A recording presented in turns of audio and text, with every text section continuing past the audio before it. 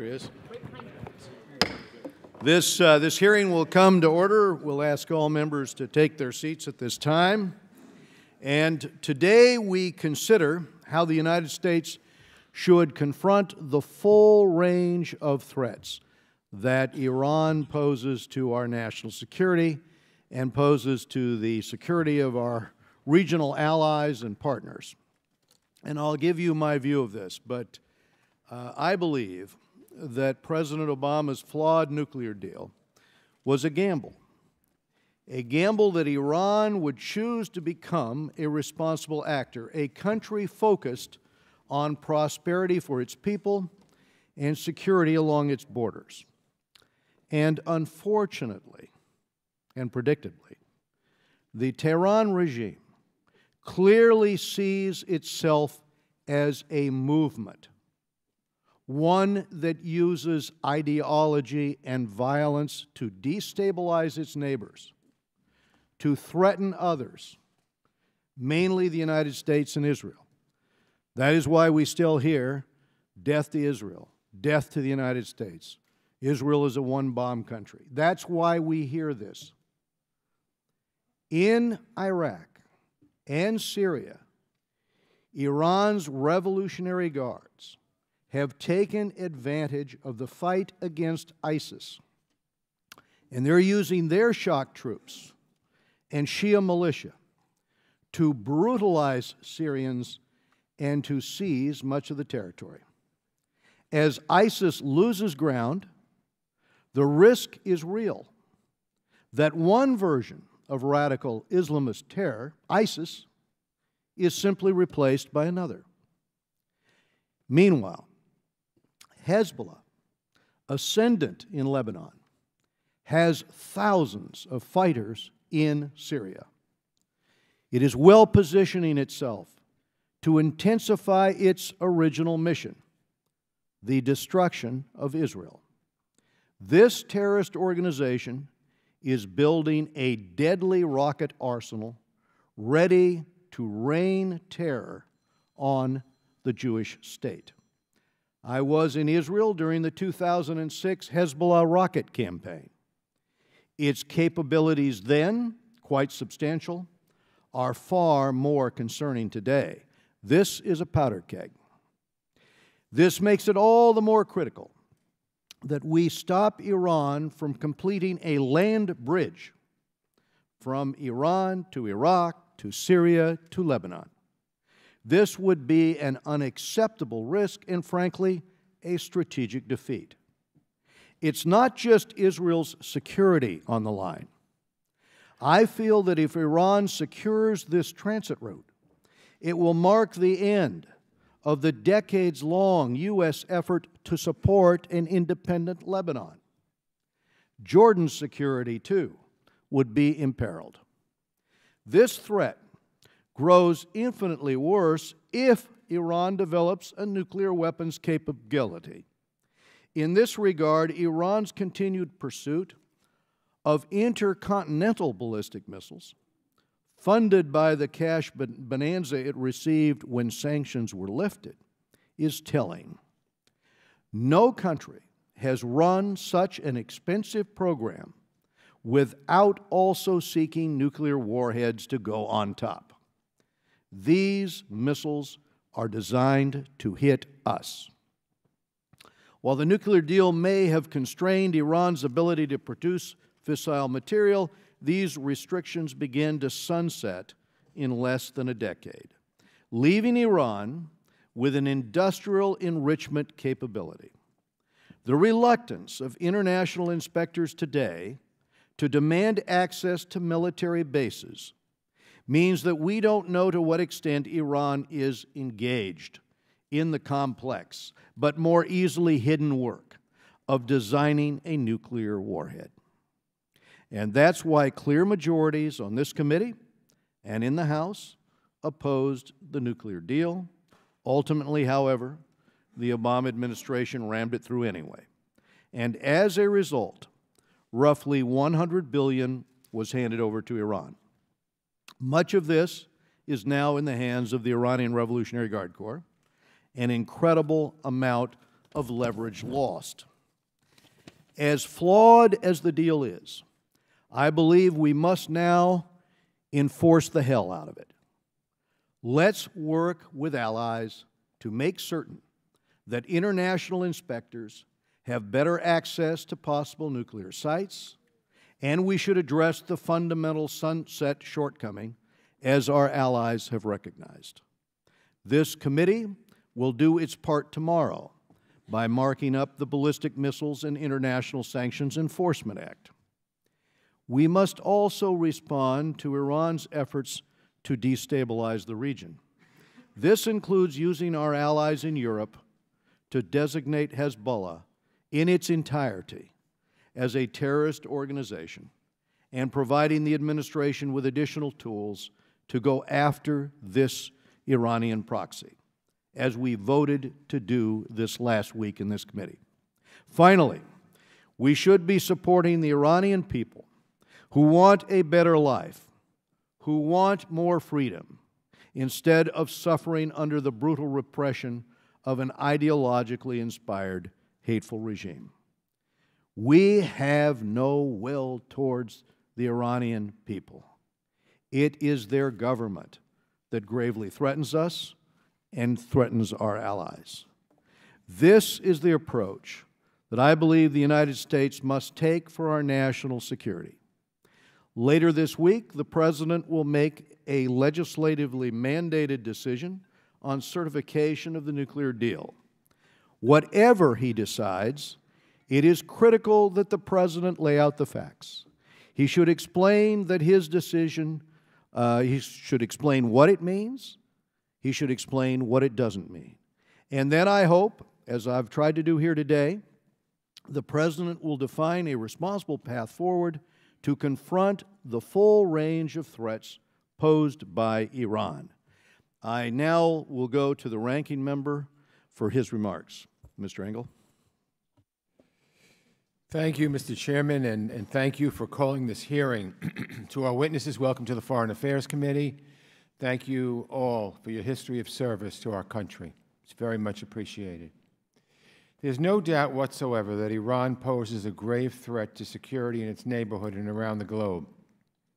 In Iran, we find the world's #1 state sponsor of terrorism, a government developing illegal and dangerous ballistic missiles that could deliver a devastating weapon, a critical lifeline to the barbarous Assad dynasty in Syria, and a regime that flouts international human rights norms, brutally suppresses its own people, and unlawfully detains foreign citizens, including Americans. How to grapple with this challenge is one of the most important questions for our foreign policy and for us as lawmakers. I've long advocated tougher sanctions that go after Iran's harmful activities. Earlier this year, with the Chairman's support, we passed into law new sanctions on Iran's destabilizing activities, including its ballistic missile program, its support for terrorism, and its conventional arms transfers. This week especially, we cannot talk about how to deal with Iran without talking about the nuclear deal, whether staying in the deal will make it easier or harder to meet this challenge. I opposed the deal. I voted against the deal. Mr. Sullivan, I say this with respect and gratitude for your hard work to bring Iran to the negotiating table. But I felt the sunset provisions left too short a time before Iran could become a legitimate nuclear power. I also felt that Iran, being the #1 state sponsor of terrorism, would reap a windfall in money from this agreement and therefore could use it and would use it to carry out its terrorist activities to an even greater state than they have been in the past. But I was on the losing side of that debate. But since the deal was reached, like the Chairman, I've called for it to be strictly enforced while we look for other ways to address the range of non-nuclear challenges coming out of Iran. So today the administration seems poised to take the first step in withdrawing from the JCPOA. I must say that I view that course as a grave mistake. The United States, we in the United States, have to live up to our word. If we withdraw from the deal now, Iran would be free today from the constraints on their program and the intrusive inspections that the JCPOA puts into place. They could race headlong toward a nuclear bomb, hold all of the benefits of sanctions relief, and continue fomenting instability across the region. We need to work with allies and partners on a shared agenda that holds the regime in Tehran accountable, not dividing America from our closest friends across the globe. If we pull out of the deal, I believe we lose whatever leverage we have to drive that agenda. At the same time, walking away from the JCPOA would announce to the world, to our friends and adversaries alike, that the United States cannot be counted on to keep its word. In North Korea, we're staring down a rogue regime that already has nuclear weapons. If we pull out of the Iran deal, we would lose all credibility as we try to negotiate with the regime in Pyongyang on nuclear disarmament. One of the arguments I've heard in the last week is that the administration should withhold certification, but that we should stay in the deal anyway. I think that's trying to have it both ways. It doesn't work. I think it's a political cover for opponents of the deal who have been saying for years that we should withdraw and who are now having second thoughts. I think it's a distraction from the real issues involving Iran that demand our attention, and I think it's playing with fire. Failing to certify the deal was the first step toward ending it. That's how governments around the world will perceive it, possibly including Iran, which could spark a second nuclear crisis on top of North Korea. We need to be tough on Iran. We need tough sanctions and multilateral action to make clear that the regime will face consequences for its dangerous activities. We need to reclaim the mantle of leadership, bring countries together, and hold Tehran accountable. Saying we're going to tear up the deal sounds like tough talk, but I believe it won't help us meet this challenge. It would merely hamper our ability to make progress, to get tougher in the areas where we can. It would be cutting off our nose to spite our face. So I hope the President heeds the advice of Secretary Mattis and others. I hope he understands the importance of the United States keeping its commitments. If we're serious about cracking down on Iran, the best path forward is to stick with the deal, despite what I view as its flaws, and hold Iran strictly to its obligations. That will put us in a far better position to address all the other problems Iran is stirring up. So I look forward to hearing from our witnesses on these questions. Thank you again, Mr. Chairman. I yield back. Thank you, Mr. Engel. This morning we are joined by a distinguished panel. We have Ambassador James Jeffrey with us. He's a Philip Solendez Distinguished Fellow at the Washington Institute for Near East Policy. Previously, the ambassador served as U.S. Ambassador to Iraq, to Turkey, and to Albania. We have General Charles Wald. He's a Distinguished Fellow and co-chair of the Jamunder Center Iran Task Force at the Jewish Institute for National Security of America. Previously, General Wald served as the former deputy commander of the U.S. European Command. We have Mr. David Albright, founder and president of the nonprofit Institute for Science and International Security. Mr. Albright has written numerous assessments on nuclear weapons, secret nuclear weapon programs throughout the world, and we appreciate him being with us as well. Mr. Jake Sullivan is a senior fellow at the Geoeconomics and Strategy Program at the Carnegie Endowment for International Peace. Previously, Mr. Sullivan served as a national security advisor to former Vice President Joe Biden and as the Director of Policy Planning at the U.S. Department of State. Without objection, the witnesses' full prepared statements will be made part of the record today, and members here will have 5 calendar days to submit any statements or any questions or any extraneous material that they want to put into the record for today's hearing. So I would just ask Ambassador Jeffrey if you would like to summarize your statement, and then after each of you have presented, we'll have the questions from the members of the committee. Thank you, Mr. Chairman, Mr. Ranking Member, members of the committee, my distinguished colleagues here on the table. It's an honor to be here today. to discuss something of such extraordinary importance just before the President will talk to the American people about Iran policy. Mr. Chairman, I agree with you that in certain circles in Washington and elsewhere, there was a belief that this Iran deal could do more than constrain Iran's nuclear program. In fact, the preamble to the agreement expressed the hope, and I quote, that full implementation of this JCPOA, the agreement, will positively contribute to regional and international peace and security. Just last night, I heard the EU foreign minister, who is basically the spokesperson of the P5+1, echo a very similar line back when she announced the agreement in 2015. And I think that's one of the core flaws of this agreement. And one of my arguments that I will make in a second, that we have to look at this agreement in more detail and where it fits, is that people think that if they're okay with the agreement, the Iranians are adhering to it, then we don't have a problem with them. We have many problems with them inside and outside the agreement. Right now, the greatest danger facing the U.S. and its allies in the Middle East is Iran, allied with various surrogate forces and, to some degree, Russia. The U.S. as yet does not have a comprehensive policy to confront Iran that should include both containing Iran in the region and, as you both mentioned, looking at the JCPOA. The stakes here are high. If America does not stop the Iranians, they will soon emerge with their allies as a dominant force in the region. Such a policy, however, has to consider some key elements that any such policy needs to look at. I'll give you my views on them, but more important than my views are that the administration and that this body looks at each of these elements. First, Iran must be the first U.S. priority in the region. It must be number one, specifically, apart from terrorist attacks on the homeland. Specifically, we need to shift our attention and resources now from the almost finished ISIS campaign to Iran. That's critical because right now the administration is still focused on ISIS. Second, we need to know what our basic purpose is in confronting Iran.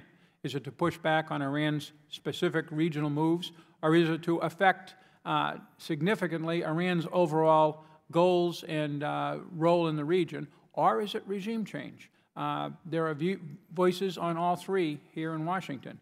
In view of the need for as broad as possible an international coalition, as both you, Mr. Royce, and you, Mr. Engel, noted, I think we should limit this to pushing back on Iran's specific actions, particularly military and paramilitary in the region. That will allow us the biggest and strongest coalition. Next, as we've discussed, the JCPOA cannot be sacrosanct in our approach. Given, however, the absence of an international consensus for a new, better agreement and our need for such a broad coalition to contain Iran successfully, we should not abandon the agreement. Rather, we should use our problems with it to push, at least diplomatically, for a potential new agreement, raise our problems with missiles, challenge the commitments we've made, I think foolishly, in the agreement to support Iran's economic development, and basically make it more difficult for businesses to work with Iran. The central front to contain Iran is Iraq and Syria. Iran's intent is to create, as you mentioned, Mr. Chairman, vassal states, as we have seen or are seeing in Lebanon, in that region. If it succeeds, it will threaten, again, as you've mentioned, Israel, Jordan, Turkey, and eventually the Gulf. But the U.S., focused on ISIS, appears to be leaving the day after in both Syria and Iraq to, in Syria, the Russians. I was just there for a week with them, and believe me, they don't want to and won't help us. And in Iraq to the Abadi government. I know him and the people around him. They would like to help us. They're not strong enough without a strong American presence. That presence includes not only diplomacy and economic help, it includes a military presence on the ground in both countries over time, ostensibly to contain Syria, but contain ISIS rather, but focused on Iran. Finally, we need to know, do we talk to Iran? We need a diplomatic plan. Do we talk to Iran? Under which circumstances? How do we signal to it? Equally important, we need to reunify this alliance. The Saudis, the Turks, the Egyptians are going in all directions. Finally, to the members of the committee, as I and many others have experienced, if you push back on Iran, they'll come at you. They'll come at you real hard. We need to know what we will do in advance, and that includes potentially striking them in their homeland. General Wald.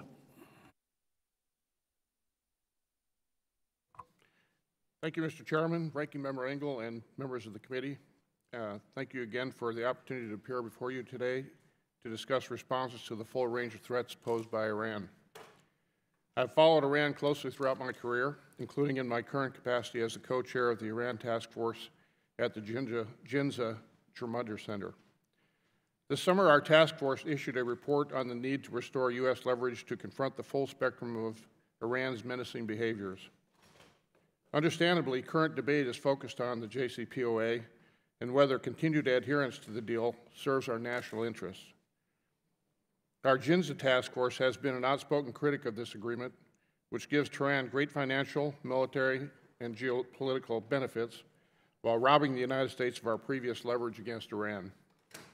An effective strategy against Iran must prioritize restoring our lost leverage, and I applaud this committee's effort to examine the range of options available to us and our allies. This is urgent because the deal places Iran on a trajectory to become as intractable a challenge as North Korea is today, and very possibly worse. Sanctions relief is bringing renewed foreign investment to Iran, and with it the capital and technology for increased spending on ballistic missiles and IRGC operations in places like Syria, Iraq, and Yemen. The deal also legalizes Iran's ambitious military buildup. UN Security Council Resolution 2231 gives Iran, and specifically the IRGC, a major opportunity to advance its nuclear-capable ballistic missile and intimidate our regional allies. That same resolution will lift the conventional arms embargo on Iran, allowing the IRGC to become an international arms dealer. The IRGC's ability to inflict heavy costs on our forces and possibly deny our access to the region will grow significantly as it augments its air defenses, attack craft, submarines, unmanned vehicles, mines, radars, and missiles. Finally, the UN resolution also eventually permits the IRGC to access highly advanced missile technology and materials from abroad. This will aid its development of a more sophisticated nuclear delivery vehicle, including intermediate range and intercontinental ballistic missiles capable of targeting the heart of Europe and the U.S. homeland. It's important to note that Tehran could push for ICBMs around the same time as it approaches nuclear weapons capability, effectively giving it a direct nuclear deterrent against the United States before the JCPOA ends. Already, Iran is moving more aggressively against us and our allies. Since day one of the deal, it has been testing more accurate and mobile multi-stage ballistic missiles with re-entry vehicles that are harder to intercept and are better suited for nuclear warheads. Meanwhile, its proxy in Yemen uses IRGC assistance to lob dozens of ballistic missiles at Saudi bases and cities, not to mention targeting U.S. Navy ships. I was told yesterday that the Houthis in Yemen have shot 63 Scuds in Saudi Arabia over the last days, which, by the way, because of the PAC-3 missiles, the Saudi Arabians have been able to defend against, but it's growing. Overall, if Iran does not materially breach the JCPOA, the deal already is a boon to its dangerous ambitions and a strategic disaster for us. We need a coherent set of responses to reverse this untenable strategic imbalance before it continues from bad to worse. I applaud this committee for its tireless efforts to pressure Iran and Hezbollah through sanctions. Such measures are necessary, but their message and impact must be reinforced with military leverage. First, American officials should make clear they are preparing contingency plans to defend against further Iranian tests of nuclear-capable missiles. This must include unequivocal threats to shoot down future tests if necessary. Second, we must undertake concrete military preparations, including a forward deploying part of our Aegis-equipped missile defense fleet to the Persian Gulf. Congress should consider requiring the Pentagon adopt these and other changes as part of the broader reassessment of U.S. force posture and contingency planning for the region. Third, we need a post-ISIS strategy and a force presence in Syria to prevent Iran from dictating the country's future and consolidating its land bridge. Fourth, we need to augment the new MOU on defense aid to Israel by removing artificial caps on missile defense, especially given Iran and Hezbollah's growing presence in the Israeli northern borders. And fifth, we need to work with Saudi Arabia and UAE on robust theater missile defense and potentially help transfer Israeli missile defense systems to the country. Finally, we need to ensure the interoperability of air and maritime defenses between the United States and Gulf allies to counter Iran's growing capability thanks to the nuclear deal. Regardless of the JCPOA's future, these measures will demonstrate resolve to roll back Iranian aggression and dissuade the regime from advancing toward nuclear weapons capability. I thank you, Mr. Chairman, for my time, and I look forward to the committee's questions. Thank you, General Wald. Mr. David Albright. Thank you, Chairman Royce, Ranking Member Engel, and other esteemed members of this committee. We are 1 week away from the 2-year anniversary of Adoption Day, the day when the Iran nuclear deal came into effect.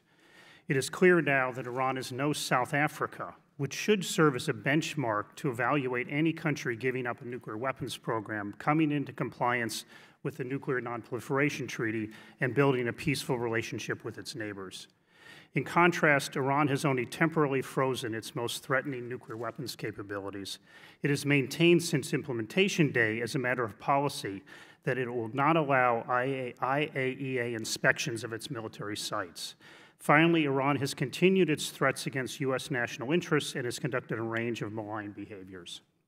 Few believe anymore that Iran will change enough over the next several years that it will no longer seek nuclear weapons once the JCPOA nuclear limitations begin to sunset. The first nuclear sunset of note is 8 years after Adoption Day, or 6 years from now, when Iran can scale up advanced centrifuge manufacturing. But there are 2 non-nuclear sunsets that lend urgency to acting now. UN Security Council restrictions on arms-related transfers to and from Iran end in 3 years. Restrictions on any activity related to ballistic missiles designed to be capable of delivering nuclear weapons end in 6 years. And those dates could be moved up if the IAEA reaches what's called a broader conclusion and signs off on Iran's nuclear program. By the time the nuclear sunsets start to occur six years from now, Iran is expected to be conventionally armed to the teeth and poised to develop nuclear-capable missiles able to strike Europe and eventually the United States. By that time, it will have a powerful economy immunized against sanctions pressure. So waiting to undo these sunsets means waiting until the United States would face a well-armed, well-funded Iranian military on the cusp of putting nuclear weapons on long-range ballistic missiles. This future is not acceptable, and this dire future occurs by Iran simply following the letter of the nuclear deal and Resolution 2231. However, Iran has neither fully complied with the nuclear deal and Resolution 2231, nor fully implemented the nuclear deal. With regards to the nuclear deal, Iran has violated the deal on many occasions, exploited loopholes, pushed the envelope of allowed behavior, and avoided critical verification requirements. The Trump administration is committed to robust enforcement of the nuclear deal. So far, this approach has reduced the number of violations, although it has not eliminated all of them. Then, of course, there are the ongoing, well-known problems of the IA gaining access to military sites. The Parchin issue remains unresolved. A new issue with Section T remains unimplemented, which covers bans on nuclear weapons development. And the unimplementation of Section T was recently confirmed by the Director General of the IAEA. Could you just clarify that in your testimonies? I'm sorry? Just repeat that and just clarify a little bit for the members. Recently, the Director General of the International Atomic Energy Agency confirmed that Section T remains unimplemented and has actually asked for guidance on how to treat this because Russia opposes the inspectors visiting military sites. The justification and need to better enforce and fix the nuclear deal and associated agreements is clear, but what to do? I mean, we are all awaiting President Trump's decision regarding the 90-day certification under INARA and the administration's rollout of its Iran policy more generally. If the administration does decertify, I believe it would be fully justified under INARA criteria. Even setting aside what are called uncured material breach issues, which I agree are debatable, the President has a solid case to decertify based on another criterion, namely whether the suspension of sanctions remains vital to U.S. national security interests and proportionate to Iran's efforts to terminate its illicit nuclear programs. By decertifying, the President would send a powerful signal that the nuclear deal has a fundamentally flawed architecture which cannot be fixed by better enforcement alone. My colleague Mark Dubowitz and I have recommended a middle course of decertifying but not reimposing nuclear sanctions. Instead, the number of non-nuclear sanctions should be increased and a NAR and JCPOA fixed in congressional legislation. The outline of this approach includes rewriting U.S. policy to eliminate the sunsets in the nuclear deal and Resolution 2231 and tighten inspections. Congress, and in particular this committee, has already done significant legislative work on repairing the 5-year arms and 8-year ballistic missile sunsets in Resolution 2231, and I believe the legislation that is being put together or sent for markup will improve this even further. However, the President has not announced that this is U.S. policy or how this policy affects sunsets in Resolution 2231 and how this policy will be enforced. In cooperation with the administration, Congress should fix the nuclear deal in cooperation with the administration, Congress should fix the nuclear deal legislatively, focusing on the nuclear sunsets and inspections. And let me stop here since I'm over, and happy to add to this during the questioning. Thank you, Mr. Albright. We'll go now to Jake Sullivan. Thank you, Chairman Royce, Ranking Member Engel, and distinguished members of the committee. I appreciate the opportunity to appear before you today alongside my distinguished panelists to discuss the full range of Iranian threats that are the subject of this hearing. I'd like to make 4 points at the outset. First, the Iran nuclear deal is working as intended. It has put a lid on Iran's nuclear program, and it's blocking Iran's pathways to a bomb. Of course, it's not a perfect agreement. Diplomacy requires compromise. But we got what we need to achieve the purposes of the deal. Thousands of centrifuges have been dismantled. Iran's plutonium reactor has been neutralized. 98% of Iran's enriched uranium has been shipped out of the country. International inspectors have new and unprecedented access to verify compliance. And all of this was achieved by diplomacy backed by pressure that was implemented to a certain extent by this committee, without the United States having to fire a single shot. Today, the IAEA, the U.S. intelligence community, and the Israeli security establishment have all assessed that Iran is complying with the deal. Secretary Mattis has testified that it is in America's national security interest. So it makes no sense for President Trump to decline to certify. The deal does not solve all problems with Iran for all time, but it solves a key problem at this time. And this brings me to the second point, which is the nuclear deal does not preclude the United States from taking decisive steps to confront and counter Iran's malign activities in the region. The fact that the JCPOA does not address Iran's sponsorship of terrorism or its regional aggression is no concession to Iran. This was an arms control agreement, not a treaty of goodwill, and we specifically designed the deal to preserve our right and our capacity to counter Iran on all of these fronts. Today, we maintain the means to pursue a multidimensional, whole-of-government strategy to counter Iran's malign activities across the board. We can impose costs for their continued pursuit of ballistic missiles, deter and disrupt their financing of terrorism, work with our allies and partners to curb their regional aggression, and support the aspirations of the Iranian people. We can also take steps to address the continued detention of American citizens in Iran. And we can do this while relentlessly enforcing the Iran nuclear deal. This brings me to my third point.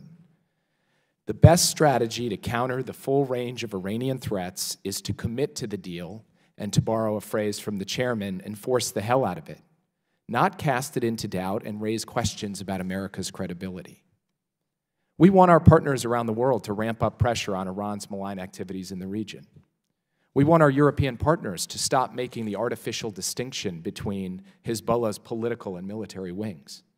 But it is a lot harder to get them to focus on these broader Iranian threats, the threats that are the subject of this hearing today, when all of their attention is on the question of will he or won't he walk away from the deal. To put it simply, it is a lot harder to get cooperation from our partners to counter Iran when they are thinking more about the risk that Washington poses than they are about the risk Tehran poses. Committing to the deal, rather than playing games with it, will not only help us marshal pressure on Iran for its regional activities, it will help us more effectively implement the deal itself. The deal does provide the IAEA access to military sites in Iran. If our partners trust in our good faith, they will be more likely to join us in adopting a more assertive approach to enforcement. And our entreaties to the IAEA to enforce these aspects of the deal will not be met with suspicion about what we're really up to. Experience has taught us that when Iran is isolated and the world trusts America, we can rally the world to hold Iran to account. Let's get back to that. Fourth, walking away from the nuclear deal would be a disaster for the United States. Iran would resume its march towards a nuclear capability, and the rest of the world would be deeply skeptical about joining us in rebuilding the global sanctions regime. Without a deal, we would be quickly faced with the very same painful choices we are currently facing with North Korea. These are choices we don't currently have to confront with Iran, precisely because this agreement is in place. We already have to grapple with one nuclear crisis right now, as this committee knows well. Why would the administration want to create a second one? This defies not only sound strategic thinking, but also simple common sense. Thank you, and I look forward to answering your questions. Thank you very much, Mr. Sullivan. Let me say that in August, I was in the Middle East, and I wanted to ask Ambassador Jeffrey a question here, because you made it very clear that allowing Iran to complete the land bridge or the corridor across Iraq and Syria to Lebanon would risk, in your words, a strategic defeat. And I wondered if you could explain to us what you presume the impact will be on Lebanon, on Israel, and on Jordan. How could we work with our partners on the ground to block this effort? Thank you, Mr. Chairman. First of all, people have, including some in this administration, have poo-pooed the idea of a land bridge. Well, it's long and it's a desert. I've been out there, you've been out there, a lot of us have been out there. Tier trucks roll around the Middle East deserts all of the time. The Iranians, for good reason, fear, because we've done it, we did it with Turkey a few years ago, we've done it in other areas, they fear our ability to intercept and force down aircraft if we really get upset with Iran. We control the air in the Middle East. We don't control the sand. That's what they want to do. It's a lot easier to move things by semi-trailer than it is by even jumbo jet, and the Iranians don't have many of them. The things they want to move are weapon systems, particularly, as you said, even more advanced rockets, missile systems, and components so that Hezbollah can build such systems. We're seeing that now in Israel and Syria, to threaten Israel and threaten other allies. We see how upset Jordan is at Hezbollah moving close to its border. Turkey is very concerned about not just the PYD, but they're concerned about Assad trying to wreak revenge for Turkey's support for the opposition. Turkey thinks it can cut a deal with Russia. It can in the short run. In the long run, Turkey's turn to be invited back out of Syria will come, believe me, just like Israel will be told no longer to operate in the air there. That's, I think, what's going to happen. We see this with Lebanon, particularly the control de facto of the government by Hezbollah and thus of Iran. We saw that recently with the Lebanese government's agreeing to ISIS fighters being transferred to the Iraqi front, basically, to the shock of the American administration. And the idea that Syria and ultimately Iraq will be dominated by these alternative forces, political, military, like Hezbollah, like the militias in Iraq, who are loyal to Tehran and will ensure that Tehran's interests are met. And that brings me to the follow-up to that, to General Wald. In 2006, I watched those rockets come down in Haifa. I went down to the Rambam Trauma Hospital. There were 600 victims. They had at that time in Hezbollah's arsenal about 10,000 of these left. Today, they probably have, let's say, 120,000. General Wald, the fact that Iran is building in southern Lebanon and in Syria across from Israel factories to make additional rockets, When I was there, each one had 90,000 ball bearings in it, so you can imagine the damage it did when it came in on a civilian area.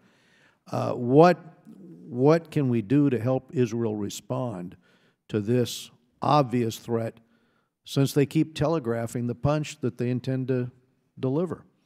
Yeah, Mr. Chairman, I think that's the real issue long term. Just up front, I would say one of the problems I have with the current, at least declared strategy in the Middle East is it's kind of incremental and not synergistic from the overall standpoint. I go back to the bottom line will be just what you just pointed out there is the threat to Israel and Saudi Arabia for that matter.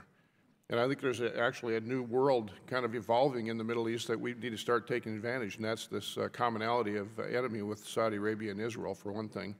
Two is, I think we need to look closely at our equipment transfer to both Saudi Arabia but Israel as well. The number, as I mentioned in my testimony, that I think we ought to beef up the foreign aid to Israel from that standpoint. I was in Israel not long ago. We did a study on the 2015 conflict, and Iron Dome is fantastic. David Sling will be fantastic. Arrow is really good. PAC-3 is outstanding. The problem is they don't have enough of it because of 120,000 missiles. So they also have to have kind of a left of the attack capability, which might be a cyber-type capability, which we can't talk about here. But I think our U.S. policy and strategy, I would go along with what's been broadly commented here, is to let the JCPOA as it is, but enforce the sanctions, as you point out. I totally agree with you. I heard you on TV about a week ago saying this, and it's exactly what we ought to do. But then number two is, I think we need to really look strongly at building a stronger, maybe a unique, if you will, or different anyway, Middle East coalition that would include favorable GCC countries as well as Jordan and Egypt, and really start beefing up our capability to deter both Iran and Hezbollah. Thank you, General Wald. I go now to Mr. Elliot Engel of New York. Thank you, Mr. Chairman. Let me first of all say that since a number of questions have been raised by witnesses about Iran's compliance or lack of it with the JCPOA and the IAEA's ability or inability to verify, I want to encourage members of this committee on both sides of the aisle to attend our classified briefing tomorrow at 2:30 with the intelligence community to learn more about this in a classified setting. So it's 2:30 tomorrow. Talk about the IAEA's ability or inability to verify and Iran's compliance with the JCPOA.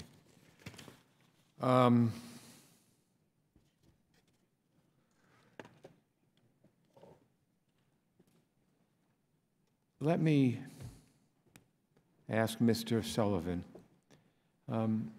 how would President Trump's failure to certify Iranian compliance under the nuclear deal affect the likelihood that our partners would be willing to work with us on confronting Iran's malign activities, such as their support for terrorism and advancing their ballistic missile program? That's a concern I have. I think it will have a negative impact for a couple of different reasons. The first is that it will put all of the focus of diplomatic discussions between the United States and our European partners on what to do about the deal and whether the president's going to stay in it and on what conditions he'll stay in it and whether he likes it today and doesn't like it tomorrow. And this will he or won't he dance around decertification and what follows from that will distract the international community, the United States, and our partners from actually taking on Iran in Syria and across the region. And we've heard from other witnesses on this panel about how, as things stand today, United States policy towards Syria is permissive in respect to Iran's capacity to gain strength and gain territory. And we need to be working with our partners and focused on that as job number one right now. The second thing that I think it will do with respect to our partners is make them worried that if they actually worked hard with us on a broader strategy against Iran, whether or not we'd have the staying power or the credibility to go with it. Because we've looked them in the eye and told them that we'd be with them in enforcing this deal, sticking with and enforcing this deal, and casting that into doubt more broadly casts American credibility into doubt. So from my perspective, the best way to achieve the objectives that I think both the Republicans and Democrats on this committee want to achieve with respect to Iran, we should commit to this deal. We should make clear that America's word is good, that America's faith is good, that we are going to enforce this deal to the utmost, and then we are going to rally the world to deal with all of these other challenges. Thank you. Thank you. Let me talk a bit about my trepidation about the relationship that Syria is building with Russia. Iran has begun to develop a permanent foothold in Syria, seeking a corridor from Tehran to the Mediterranean. You speak with all the top elected Israeli officials from the Prime Minister on down. They all watch this. They don't like the ceasefire in Syria. They're all concerned about it, that it brings Iran too close to the Israeli border. Iran's relationship with Russia, which is cemented in the battlefield defending the Assad regime, has made it possible, in my opinion, for Iran to make inroads in Syria, putting Israel's security at risk and threatening to further destabilize Lebanon and Iraq. So anyone who would care to answer this, I have three questions.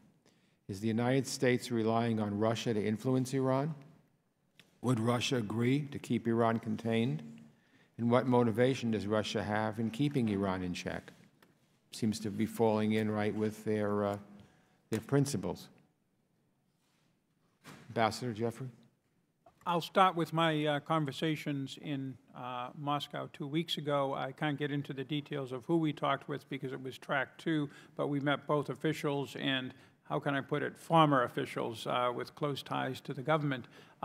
They basically felt that they were able to operate in Syria, and that as far as they were concerned, this whole process in the UN, under the UN Resolution 2254, the Geneva process for a political solution, they just give it lip service. They were pressing us to agree for a Marshall Plan for Assad Syria, to build it up. And as far as this current administration, as I mentioned a few minutes ago, on the land bridge, when I pressed them and said, look, this is what happens inside Syria and what happens out of Syria is a security concern for our allies and for us, their answer was, but the administration doesn't tell us that. They say they're just in Syria to fight ISIS, which is why I said we have to shift our priorities. Russia, it does not have the same interest as Iran in Syria.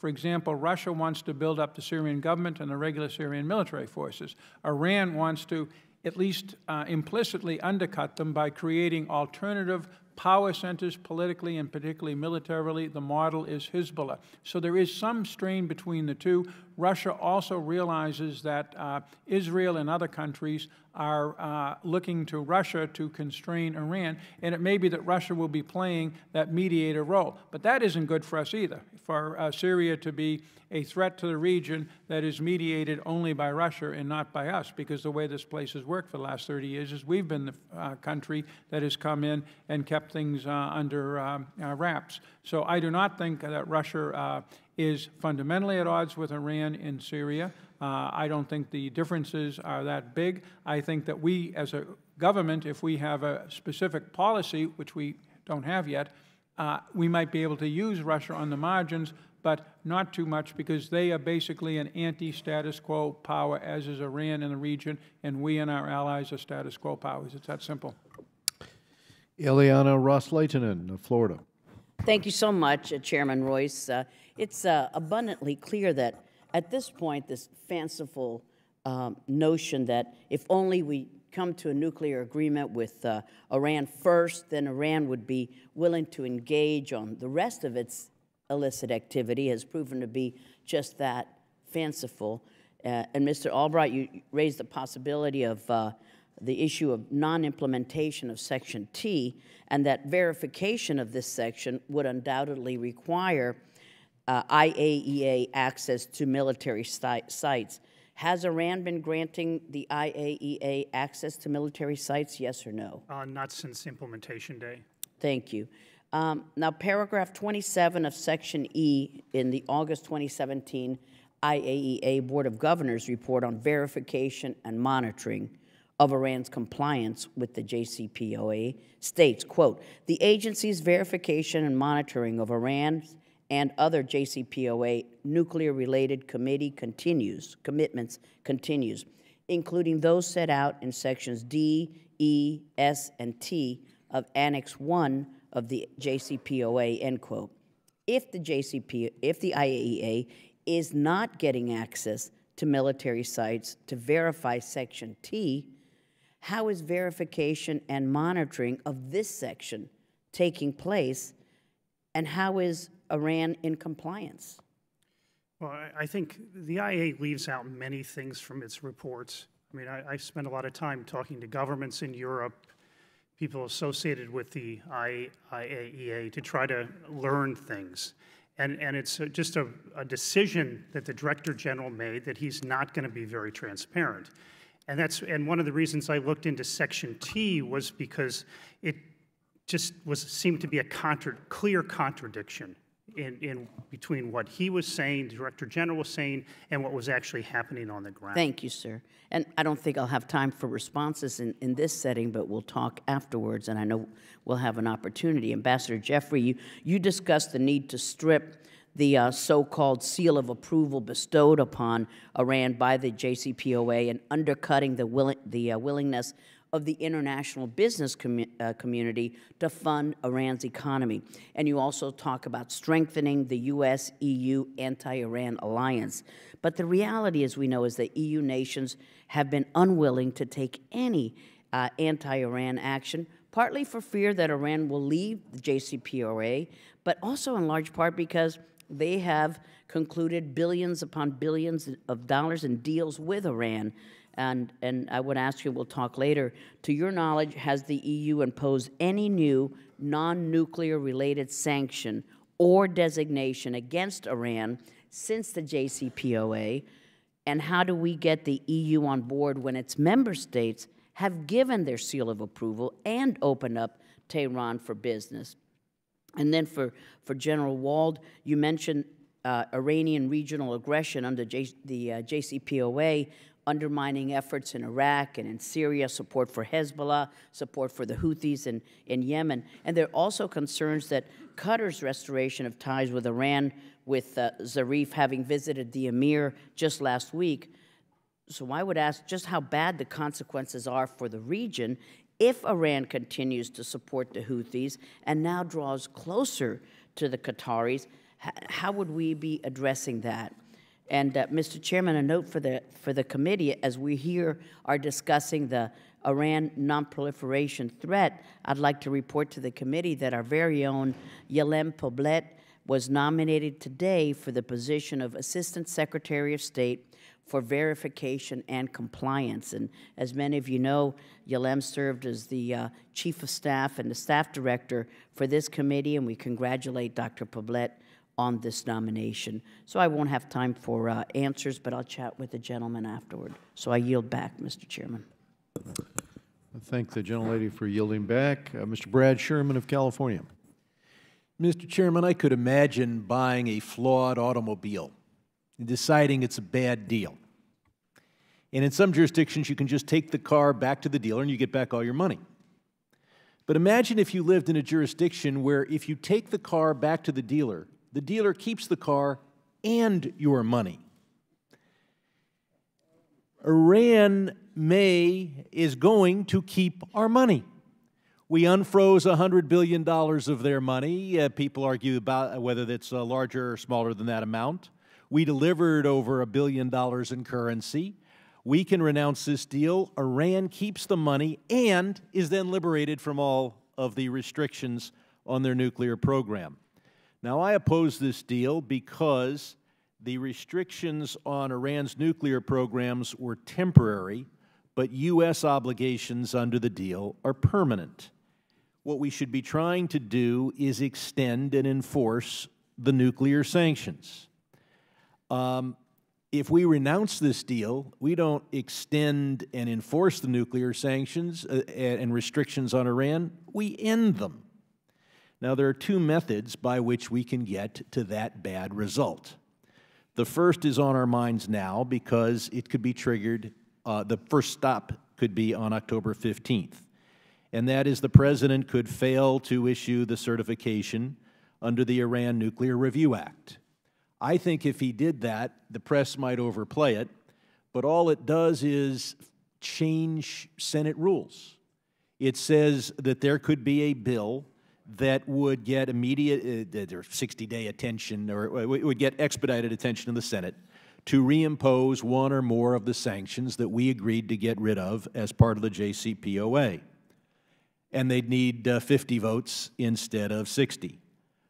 I don't think the Senate will use that. I don't think that they will impose the sanctions because I don't think they want to take back the car and let the dealer keep our money too. The other way is that we could reach the same bad result would be in January of next year, because the only way the JCPOA works is for the President to issue waivers under at least four different sanctions bills, and all of those sanctions waivers expire in the middle of next January. Now, if the President were to fail to issue those waivers, then, regardless of the wisdom of Congress, we would get the bad result. So my hope is if the President has to do something based on his need to repudiate anything that Mr. Obama is associated with, that he would take the action that just kicks the matter to Congress, and then Congress could wisely refuse to make a bad decision. If he instead waits till January and refuses to issue these waivers, not as a result of congressional action, but just as a result of his own action, then there will be celebrations in the Islamic Republic. What we need is more sanctions with European support. The way we get those is, as Mr. Sullivan points out, we're free to impose sanctions for their other evils.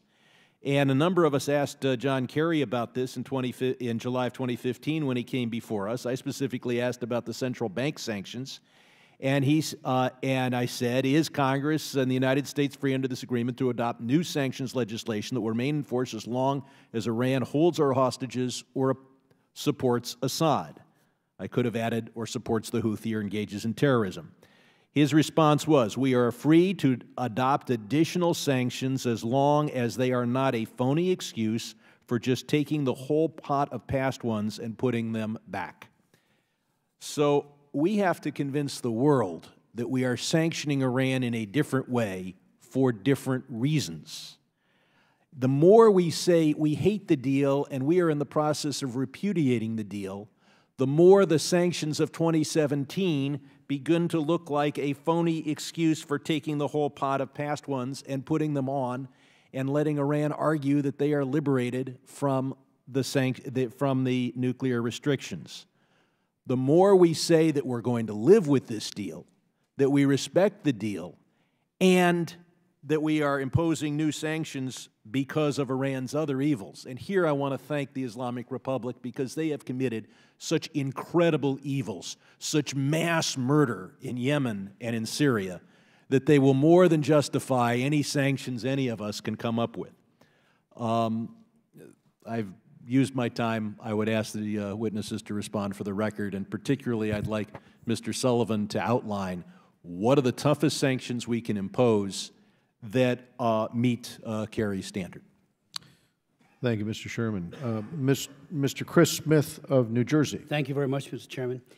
Mr. Sullivan, let me ask you, during the debate over the Iran agreement, the Obama administration repeatedly charged opponents of the flawed, and I think egregiously flawed deal, that somehow we were pushing for war, and nothing could have ever been further from the truth than that false allegation. Let me ask you this. Is Iran's behavior, its increased aggressiveness, its build-out on ballistic missiles, what you expected from the deal? Thank you for the opportunity to actually make it quick, because I don't have much time. To clarify this point, I never believed in negotiating this deal from the beginning that producing a nuclear agreement with Iran, an arms control agreement with Iran, that we would fix Iran's larger problem. Let me ask you this, and the others too. Secretary of State John Kerry said on CNN, or was reported by CNN, January 21st of 2016, that money from the deal that the Iranians were getting would go to terrorists. To whom has that gone? Who are the terrorists and how much? As I understand it, the Trump administration's DIA chief has said the bulk of that money has gone to domestic purposes, not to the IRGC. But of course, the IRGC and its affiliates. But I'm asking you, do you know how much has gone? No, I think it would behoove the committee to get a briefing from the DIA chief, who has laid out where he thinks the assessment. Let me just say something on that money inspections. We had numerous hearings, and the chairman was stellar in ensuring that we had multiple hearings on the Iran deal before, during, and now after. Even before the inspections or before the deal was signed, Khamenei said that he will never permit inspectors to inspect Iran's military bases. The Iranian Minister of Defense said, quote, Tehran will not allow any foreigner to discover Iran's defensive and missile capabilities by inspecting the country's military sites. And Undersecretary of State Wendy Sherman and others continually talked about anytime, anywhere types of inspections. General, you might want to speak to this. She then went on to say after the deal was signed that was mere rhetorical. That it wasn't, Ronald Reagan used to say on-site verification was key. Anytime, anywhere, and you brought up, Mr. Albright, this Section T problem. You might want to elaborate on that, if you would, for the committee. General? Congressman, thank you. First of all, on the money issue, I would just say from my perspective, I'm not a Treasury expert, but $100 billion to Iran may not necessarily have gone directly to the IRGC, but it freed up the money that they would have given the IRGC had they had it in their own coffers, so they could use it. Maybe it didn't go directly to them. I think it's a nuanced. So money is fungible, in other words. Money's money. It's fungible. On the inspection issue, I don't think any of us should be naive to think Iran is not cheating on what we consider the deal with the military installations. That, to me, it's almost flabbergasting that we would think that was going to be a acceptable issue where we have, frankly, underground facilities could be built almost any place. We don't have perfect intelligence. We have pretty darn good intelligence, but we don't have perfect.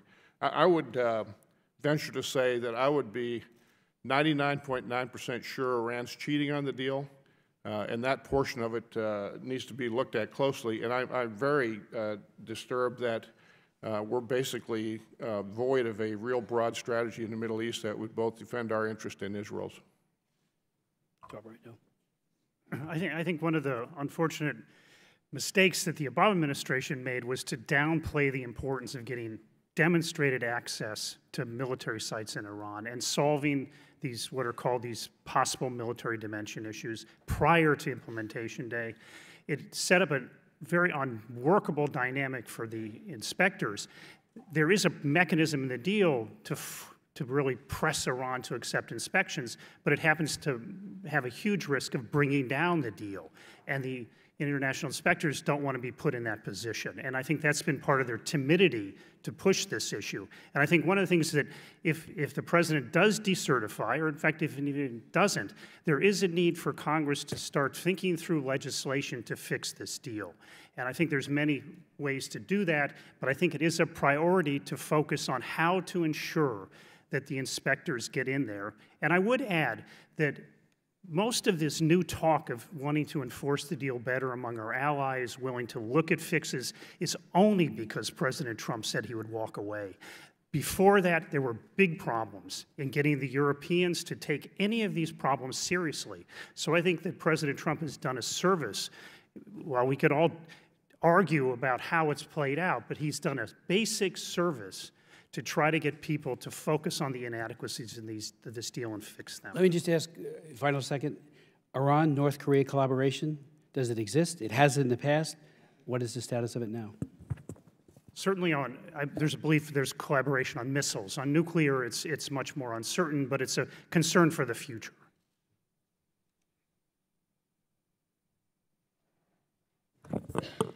Mr. Greg Meeks of New York. Thank you, Mr. Chairman. Well, first, I just got to make a comment, General Wald, that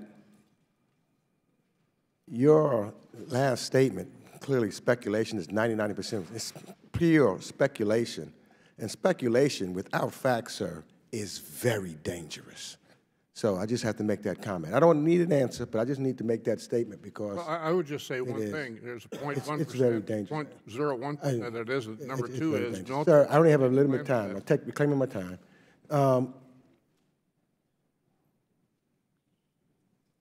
Mr. Sullivan, number one, listening to your testimony earlier, I go to church on Sunday, I would have said amen.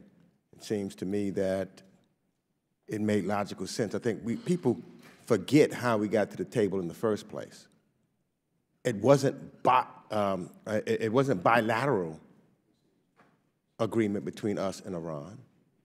It wasn't even the bilateral sanctions that we had on Iran. It is the fact that we did lead, was able to get the other countries to work with us and for them to also apply the sanctions multilaterally that brought them to the table so that we could discuss one issue, which our focus was to prevent them from having a nuclear weapon, as you've appropriately said. And that there is nothing to prevent this, because I think we are all united on the fact that we're not sitting back and trusting Iran and saying that we're not going to do anything that of the other nefarious activities. We've got to stop them.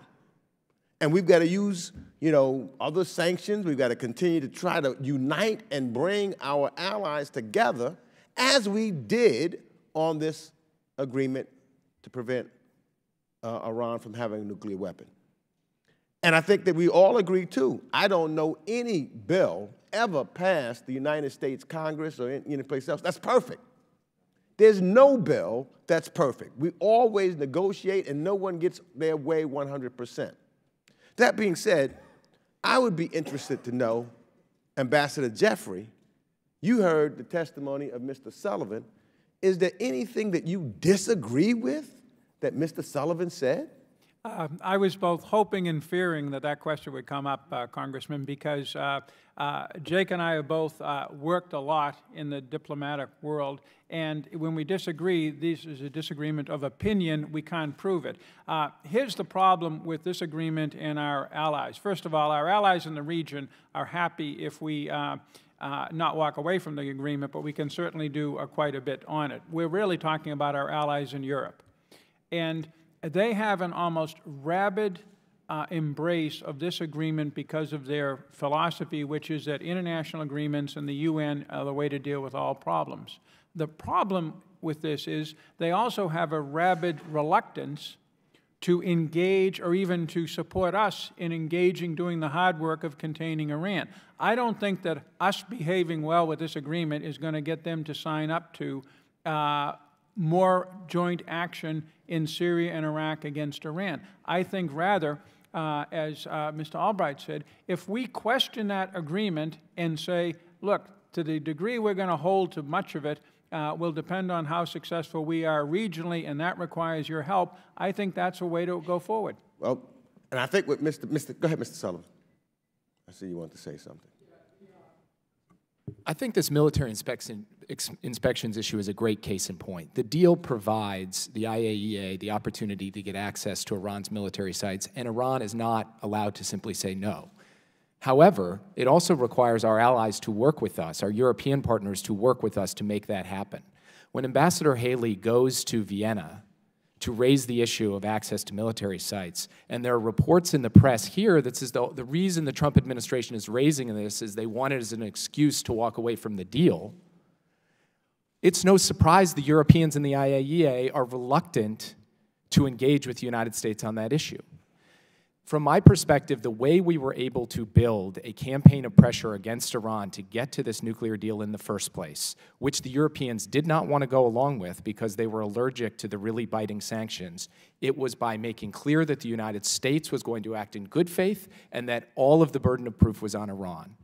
What the Trump administration has done is created real questions about where that burden of proof should lie, and that is why I think we have such a challenge. Could I add one thing? I think Ambassador Haley went to Vienna for very good reasons, to raise issues and learn things. Using false statements in the press to try to impugn what she did, I think, is unfair. I'm not impugning Ambassador Haley. What I'm saying is that the Trump administration's approach, they're putting out publicly that one of the ways in which they may want to ultimately walk away from the deal is to point to this provision. And to make that part of the public theater around this, I think it's a challenge. That has nothing to do with Ambassador Haley herself. Yeah, but they never said that. Okay, well, They time's never- expired regardless, and we have to go to Mr. Dana Rohrbacher of California next. Thank you very much, Mr. Chairman, and again, thank you and Representative Engel for your leadership on this particular issue, which is of vital importance to the security of our country. Let me just see if I can ask a yes or no question. Is Iran in compliance with the treaty? Just yes or no down the line. Yes, sir. Treaty, yes. 2231, resolution, no. No. Not in full compliance. Yes. Okay, so we have three of our witnesses are saying that they, with their decision, that basically Iran is not in compliance. And, well, you have one that's sort of both ways. And, but in the end, that was a no as far as I'm concerned. And, you know, General, let me just note, we have to push buttons here, yes or no, when we go to vote. And when you got 99% of something, you feel something is right, 99%, that is a really easy vote for us to make.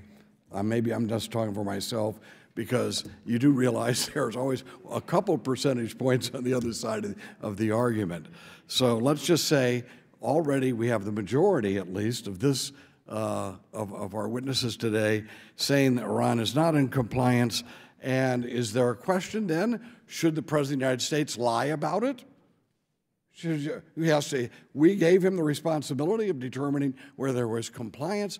Of course not. And we have people who are responsible people throughout our country telling us they're not in compliance, and it may mean something really bad for our country in the future if we simply ignore it, as we have found out in Korea.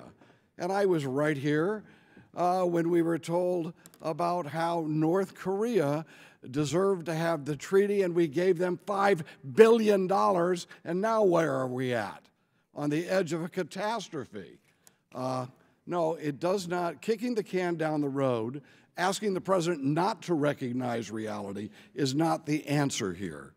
And again, I agree that we owe the president a debt of gratitude for bringing some reality to decision-makings like this, rather than trying to have what I call irrational optimism about the future, which always leads us to situations where, like we face in North Korea today.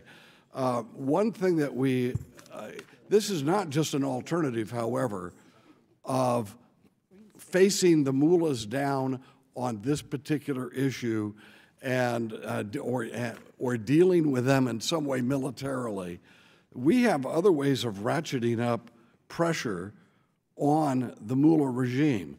We have some friends here dressed in yellow today to remind us that the people of Iran don't like the mullah oppressors who murder their own people. We have people, Baluch in Iran. We have Azaris in Iran.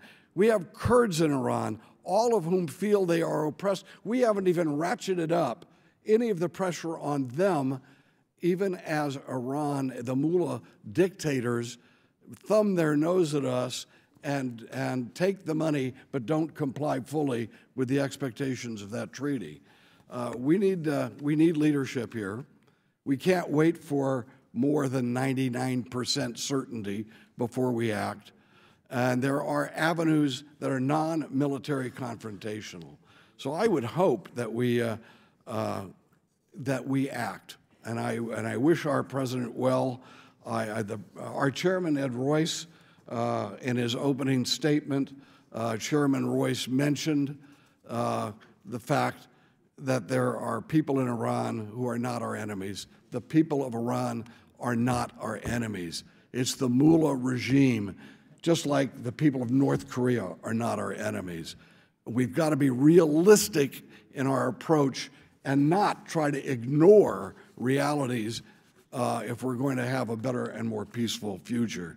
I will give, I have 20 seconds more. If anyone can, Mr. Sullivan, go ahead and disagree with me. Go right ahead.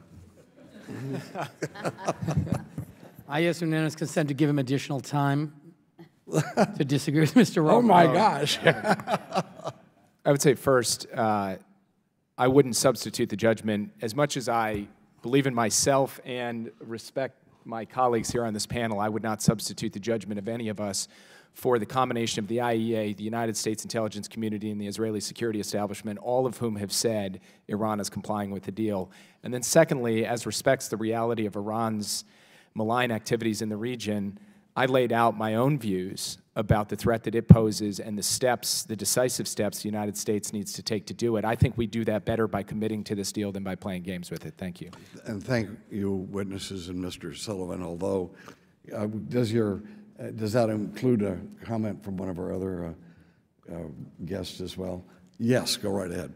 Very quickly, Congressman Rohrabacher, the legislation that you gave to the President that he's acting on with this certification, the Iran Nuclear Agreement Review Act, has him certify things beyond just whether Iran is in compliance, including is Iran doing things outside? This is number 3.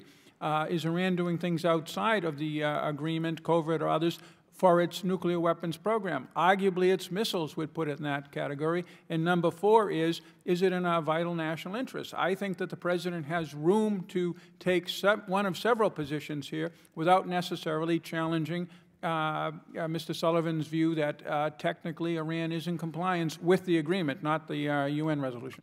Okay, we go now to Mr. Ted Deutsch of Florida. Thank you, Mr. Chairman. Thanks to you and the ranking member. Thanks to our really esteemed group of witnesses here today. Mr. Chairman, I opposed the JCPOA back in 2015, but like you, I said from the beginning that we have to vigorously enforce this international agreement to ensure that we hold Iran accountable where we can.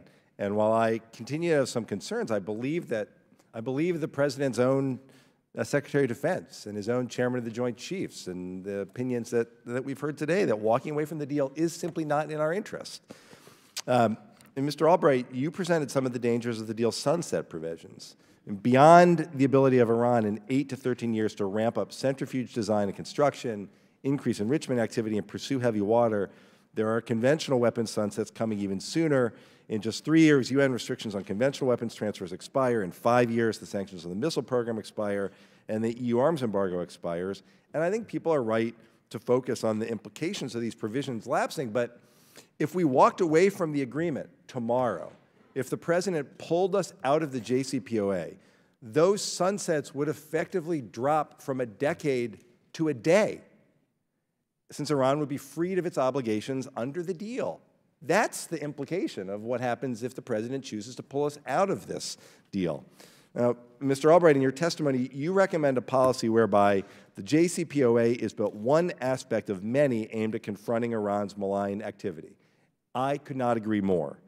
And that is precisely why Congress passed targeted Iran sanctions earlier this year, which includes a host of new authorities for the President to combat Iran's support for terror groups like Hezbollah, IRGC's regional meddling, ballistic missile development, and their appalling human rights record. And like Mr. Sullivan noted earlier, I too am at a loss for why the administration has been slow to enforce these sanctions. And so, Mr. Sullivan, I would ask you, as we engage in a replay of so many of the discussions that took place surrounding the JCPOA, Iran continues to destabilize, continues its dangerous activities. We've provided tools now to do something about it. What should we be doing? I'm afraid that for reasons I can't fully explain, there's a significant gap between the rhetoric from this administration on Iran and their policy on the ground. I think one of the reasons is because they have had an ISIS-only focus in Syria. And Syria is a crucible, it is a critical theater for Iran's efforts to expand its influence in the region.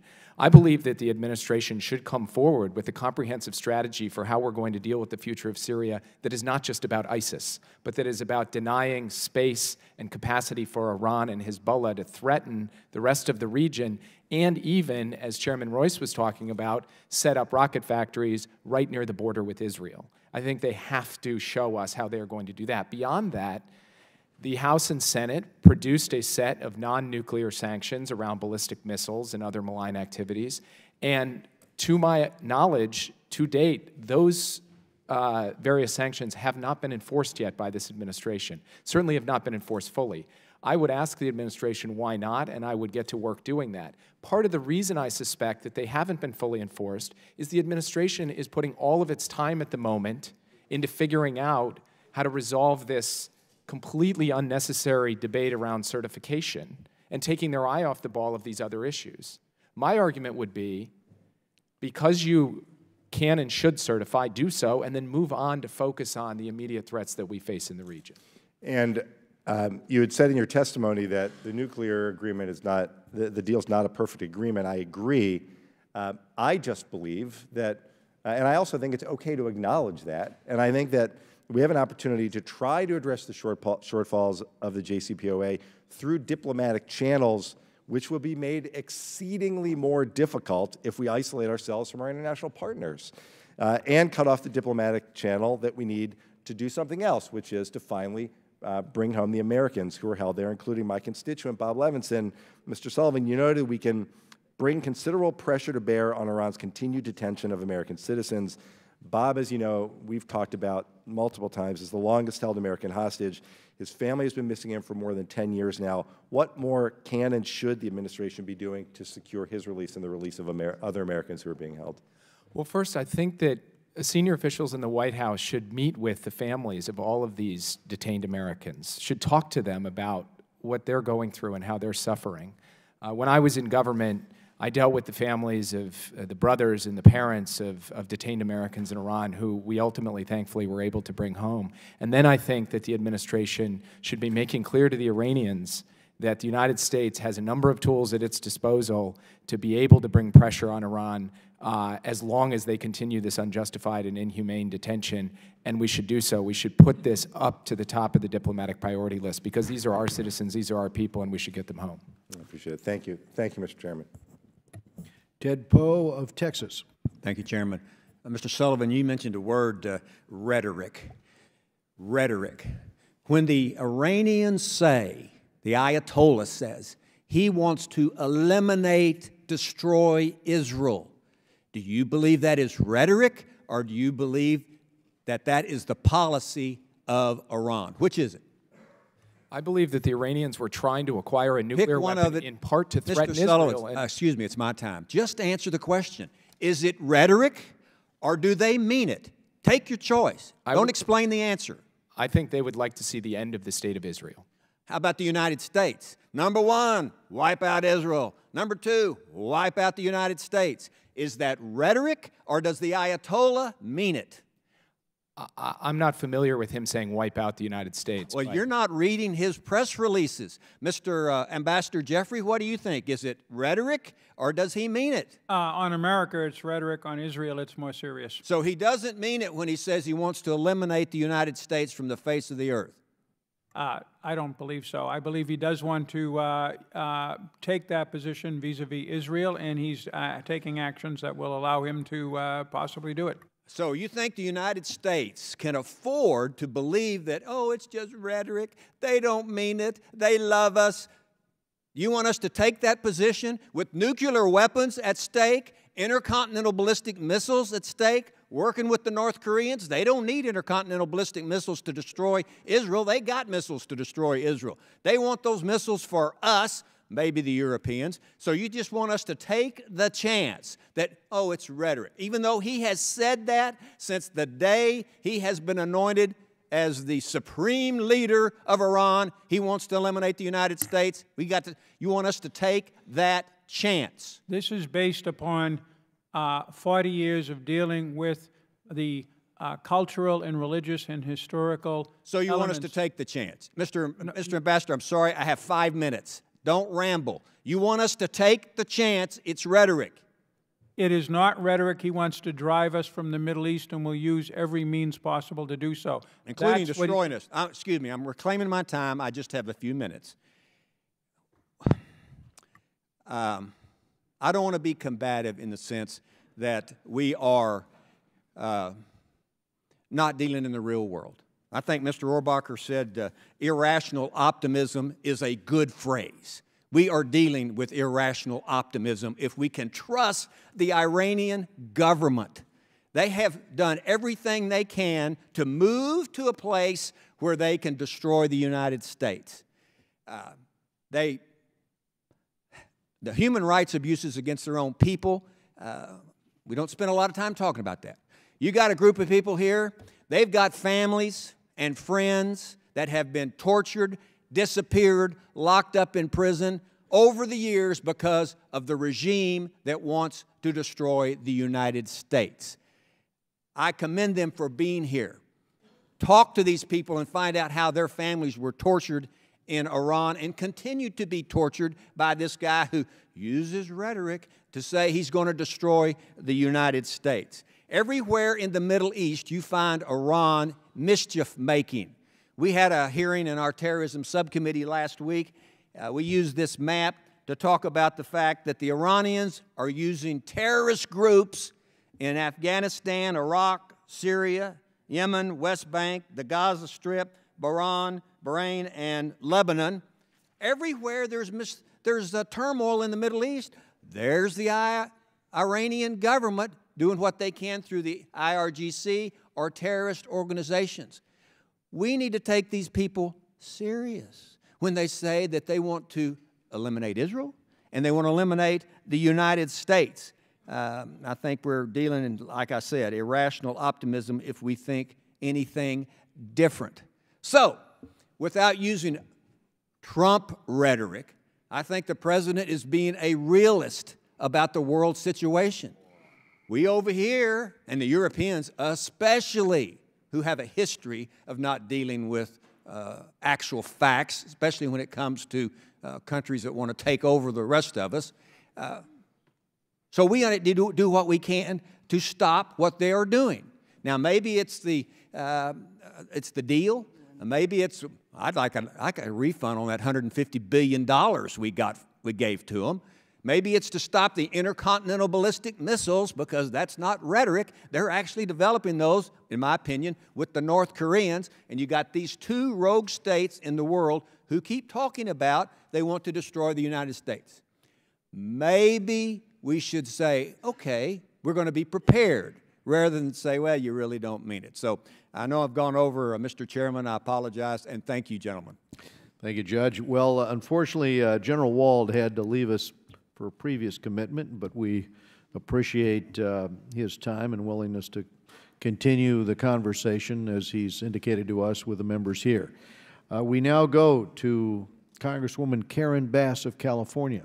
Thank you. Thank you, Mr. Chairman, as always, for holding this hearing. I wanted to get at a couple of things in my questions.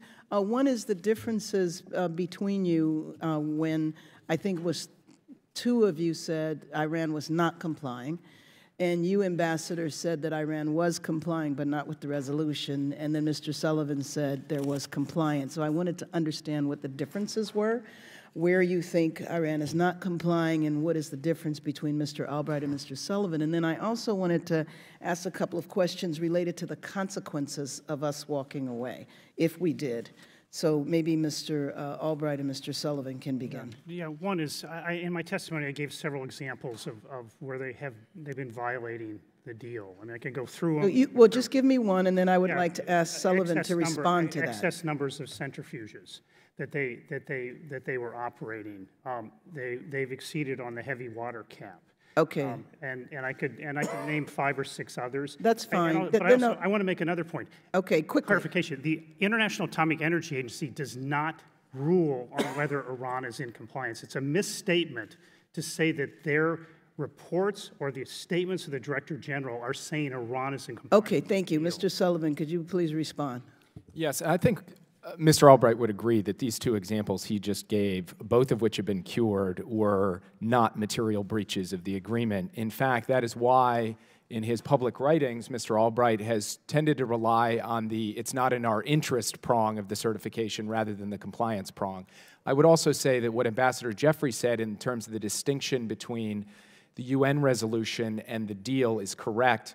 The UN resolution bars Iran from testing ballistic missiles. They are doing so. So it is, in fact, the case that Iran is not in compliance with the UN Security Council resolution, which is why steps by this committee on issues like ballistic missiles are not only justified but necessary. So being being not in compliance with the UN resolution, what is the implication of that for the deal?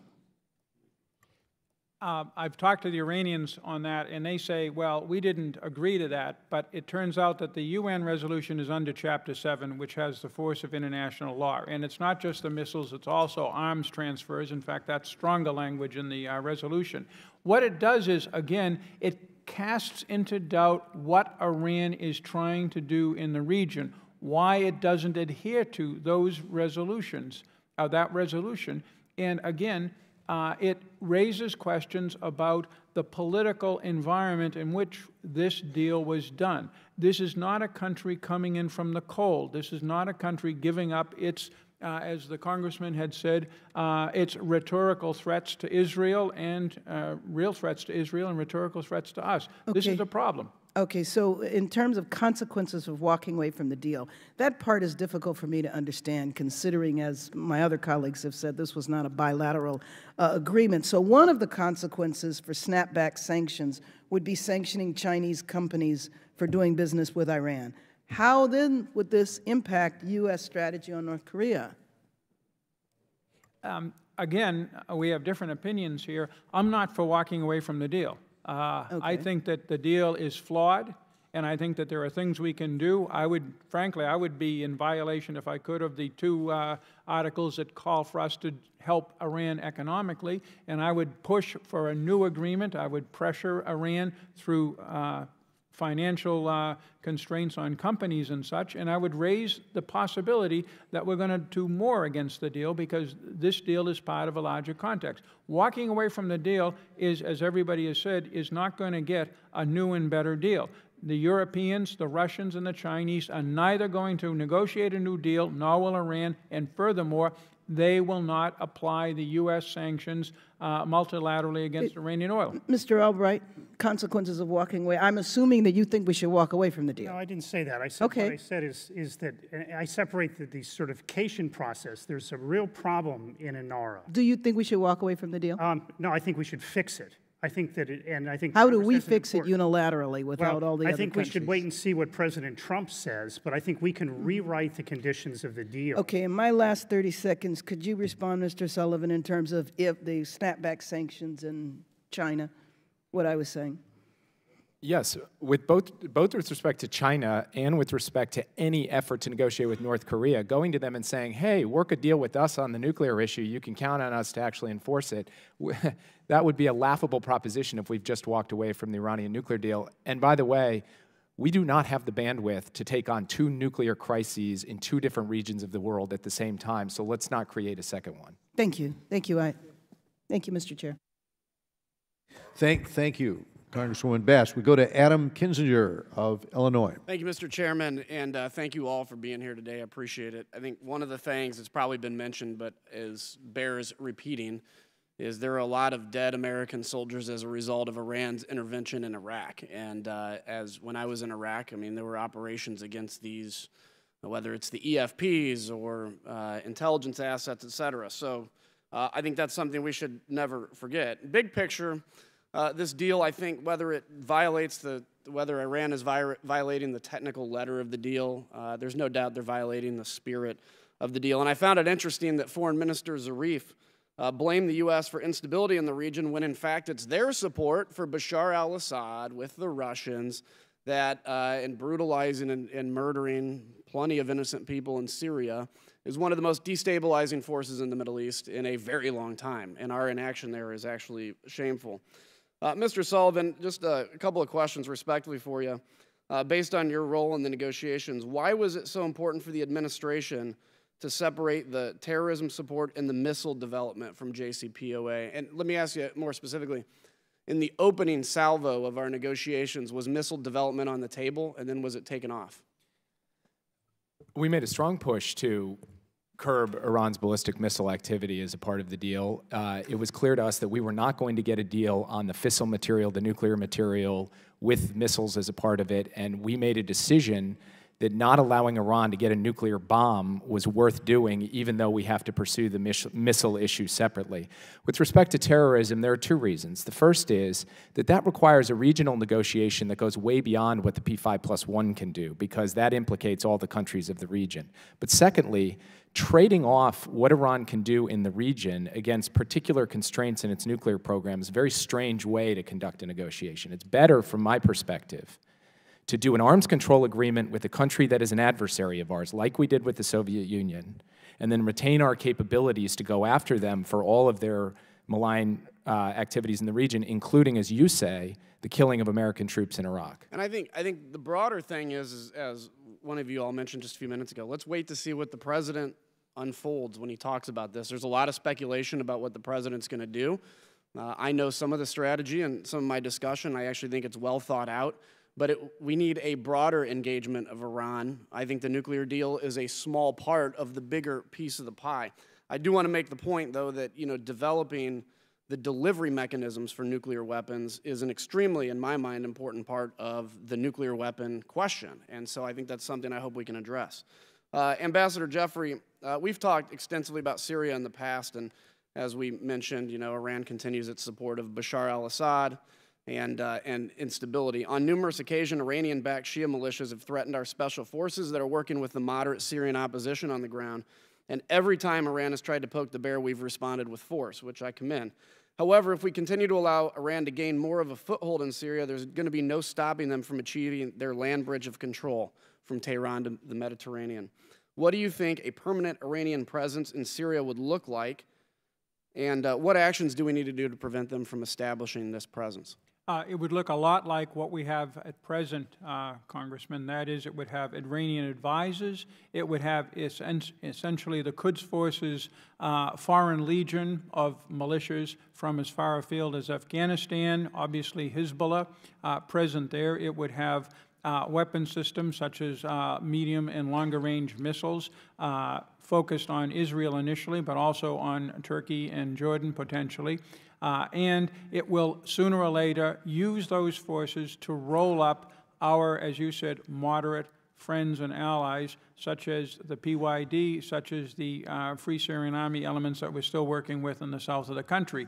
The goal of Iran and Assad is to totally retake all territory in Syria and put it under Assad's brutal rule. Iran will support that. Russia has some doubts, but in the end will support it unless they fear that they'll face a military pushback from us. And so far, they have seen no sign of that. In fact, we haven't always pushed back from the Iranians. We abandoned several sites where we were present on the ground with our troops and some of our allies close to the Iraqi border a few weeks ago. All right, thank you. And at risk of going over my time, I'll just yield back.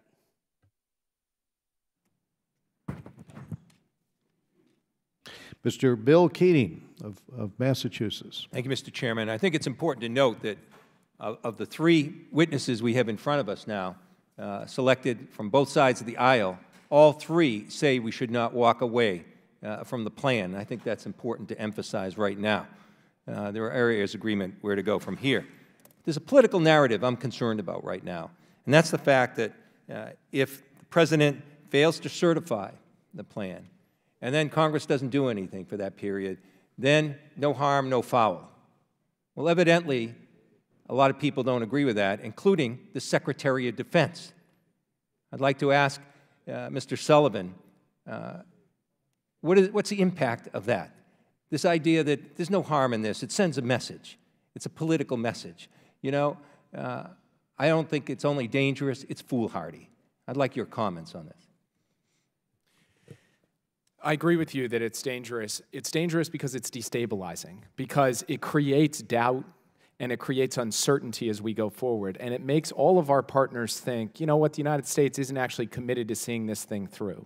And from my perspective, working to address issues not dealt with in the deal, whether it's ballistic missiles, or working on what happens after some of these provisions expire in the out years, is much easier to do with a set of partners who has confidence in your good faith and your willingness to hold true to your word, where Iran is the one with the burden of proof, than where they're sitting there constantly worried that at any moment you could walk away. And you're playing with fire, if I may, because in that period, there can either be a coincidence of a major incident in that area, or it could be orchestrated to occur, and that could affect the way Congress deals with that 60-day period.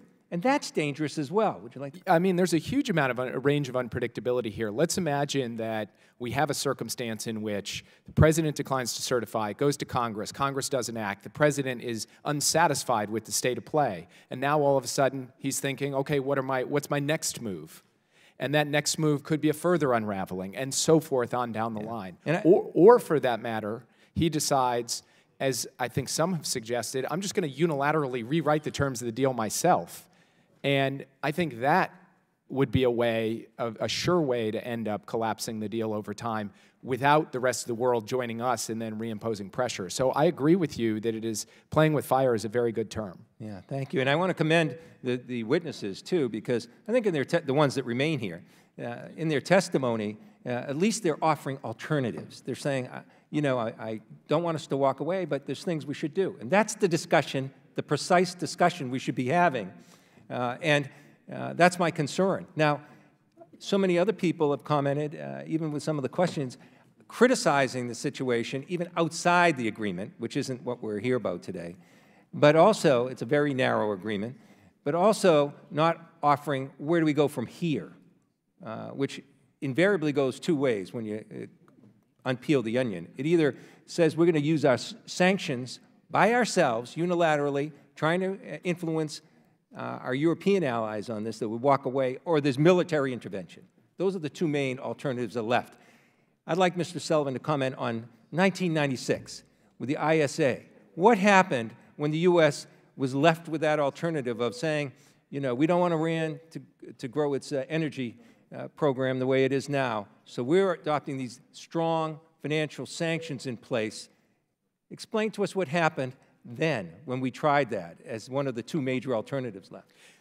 So in 1996, when the United States passed the Iran Sanctions Act, the Europeans and part of that was about trying to stop European companies from investing in Iran or doing deals with Iran. The Europeans passed protective measures, basically telling their companies, don't worry about U.S. sanctions, we'll have your back, you go ahead. And in fact, over the course of both Democratic and Republican administrations, the ISA was never really effectively enforced against European companies.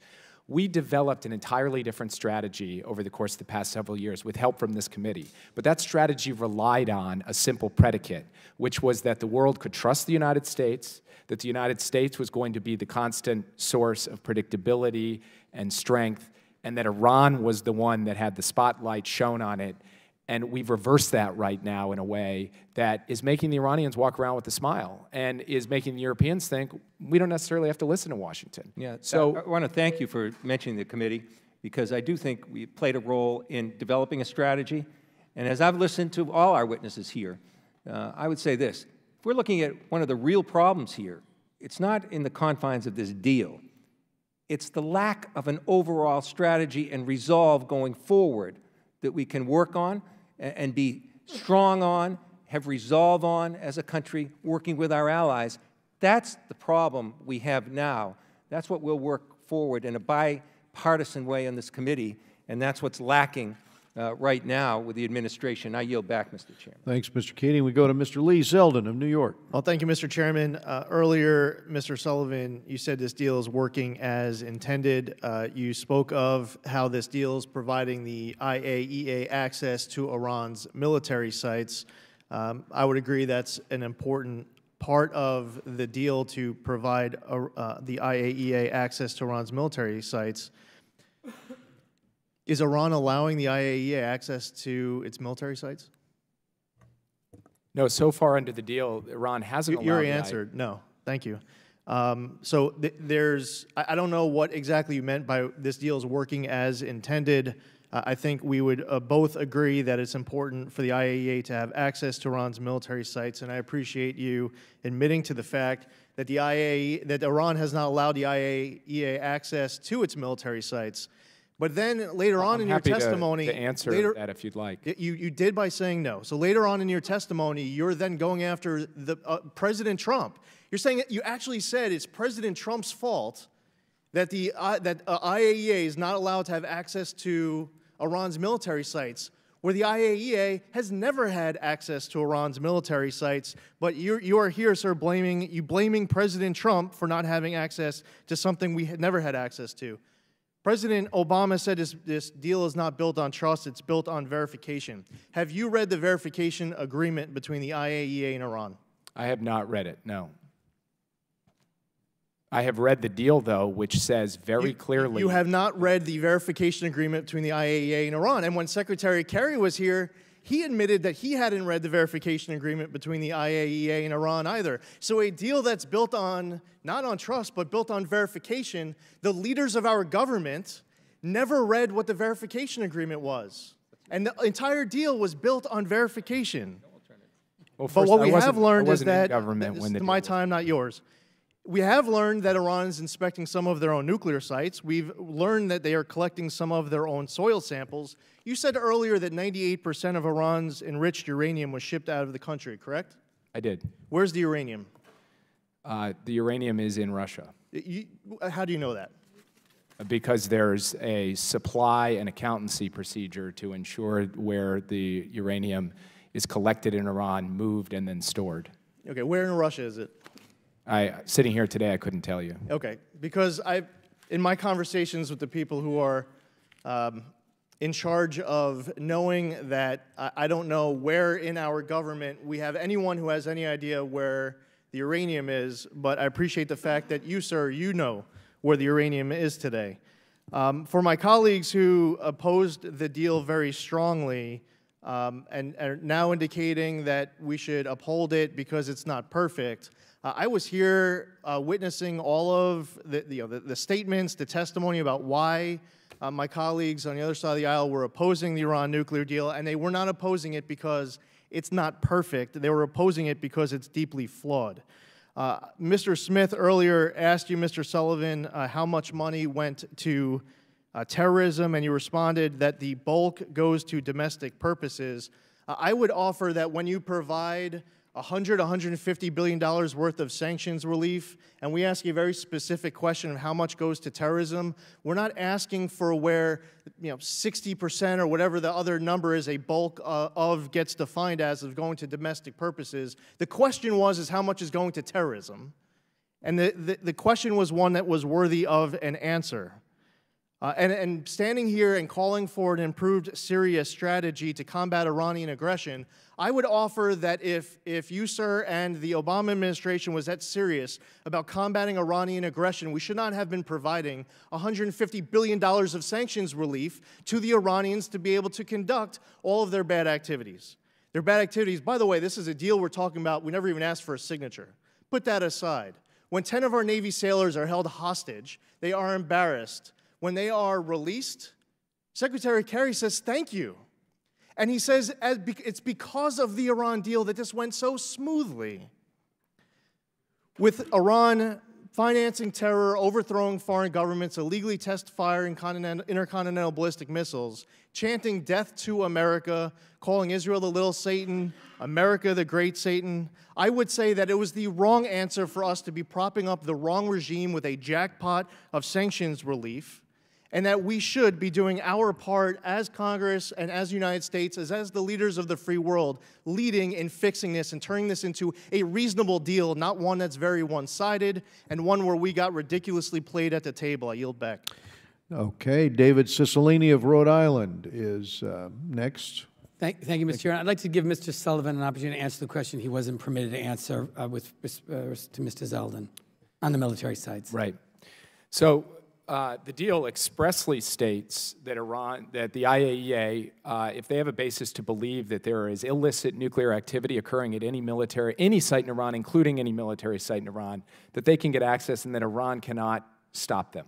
That if the United States and the Europeans and the IAEA come forward and decide we need access to the site, Iran can't say no. Now, in the last 2 years, the United States actually hasn't gone to the IAEA and presented a particular military site and said, I want to get access to that. What Nikki Haley did was go and generally have a conversation with the IEA about how to do this. I believe that American policy and American strategy could yield access to Iran's military sites under this deal, and I have no reason to believe, based on what's happened in the last 2 years, that that is not the case. Thank you. Mr. Sullivan, you also say in your written testimony that because the administration has spent so much time focused on the kind of will he or won't we certified debate, and I'll add something in this sort of reality show TV sort of way, that it has resulted in the administration and key components of the intelligence and security communities taking their eye off the ball on the larger questions or the broader Iranian threat. And so I'd really like you to focus on that point. We can all sit here and posture about what we think would be a better provision, and if it were just up to us as an individual member of Congress, I would put this provision in or that. But that's not what an international agreement with 5, 6 other countries produces. So I think it's really fruitful to think, what should we be doing going forward to respond in a serious way to Iranian aggression in the region? Secretary Kerry, in fact, when he testified before this committee, said one of the advantages of this agreement is we can put an end to the nuclear threat of Iran so that we will be in a stronger position to push back aggressively in a variety of other contexts. What specifically can we or should this administration be doing with respect to that? And secondly, is it not the case that this agreement permanently forecloses Iran from having a nuclear weapon by its own terms? There is a permanent ban on Iran acquiring a nuclear weapon in the deal. There's a permanent ban on weapons-related nuclear activity in the deal, and there is a permanent provision for an inspections regime to monitor that in the deal. There are expiring nuclear restraints. Those are things we can work to deal with, but we should work to deal with them by committing to the deal and then moving forward with our allies. On the issue of the region more generally, I think Syria, for me, looms largest because it looms largest in the Iranian strategic calculus and because it is a moral and humanitarian catastrophe to boot. And what we have seen over the course of the past several months is effective action against ISIS, building on the Obama administration's strategy, but no meaningful thought given to what comes next. And as a result, as Ambassador Jeffrey and others on this panel have made clear, the Iranians are on the march in Syria today to a much more significant degree than they even were 1 year ago. And Israeli concern about that is reaching new heights to the point where Israeli leaders are publicly warning about how this threat is metastasizing.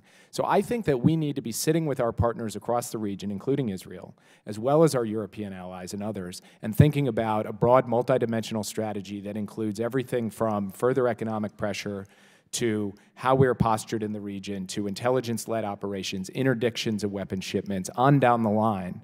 And I would simply submit that having put a lid on Iran's nuclear program so that today we don't have to worry about them racing for a bomb because of this deal, we do have the opportunity to focus on this, and that's where we should turn our focus. And to follow up, in doing all of that work, the word of the United States, our credibility in terms of honoring international agreements and the continuing relationship with our allies in the region will be key to that. And so I think the point you made earlier is an important one. Mr. Albright, you said that there's legislation that could be imposed unilaterally by the United States that would fix the deal, as you suggested. I'd like to know what you think Congress could do unilaterally to an international agreement that would fix the deal. Well, let me answer that in a different way. I think you have a problem with INARA. I mean, INARA does not certify compliance with this deal. No, with all due respect, sir, I only have limited time. You made the statement in this hearing that Congress could unilaterally take an action to fix the deal. I'm asking you, you're testifying before this hearing. What, in fact, could Congress do unilaterally that would fix an international agreement? In the same way it created INARA, it can fix this deal. And I think that the purpose of that is to straighten out one fundamental problem that is tough for this administration, is that the INARA makes it look like President Trump is certifying compliance with this deal. INARA doesn't actually do that, but it's putting him in a position to defend an intractable position. And that Congress needs to fix the 90-day certification requirement It needs to define what a material breach is. We use violation because we feel no violation is too small to correct. The language of material breach and noncompliance defined in INARA is unworkable. I would argue, actually, that the excess centrifuge numbers. But, Mr. Albert, you think the Congress of the United States has the ability to unilaterally change the terms or meaning of terms in an international agreement?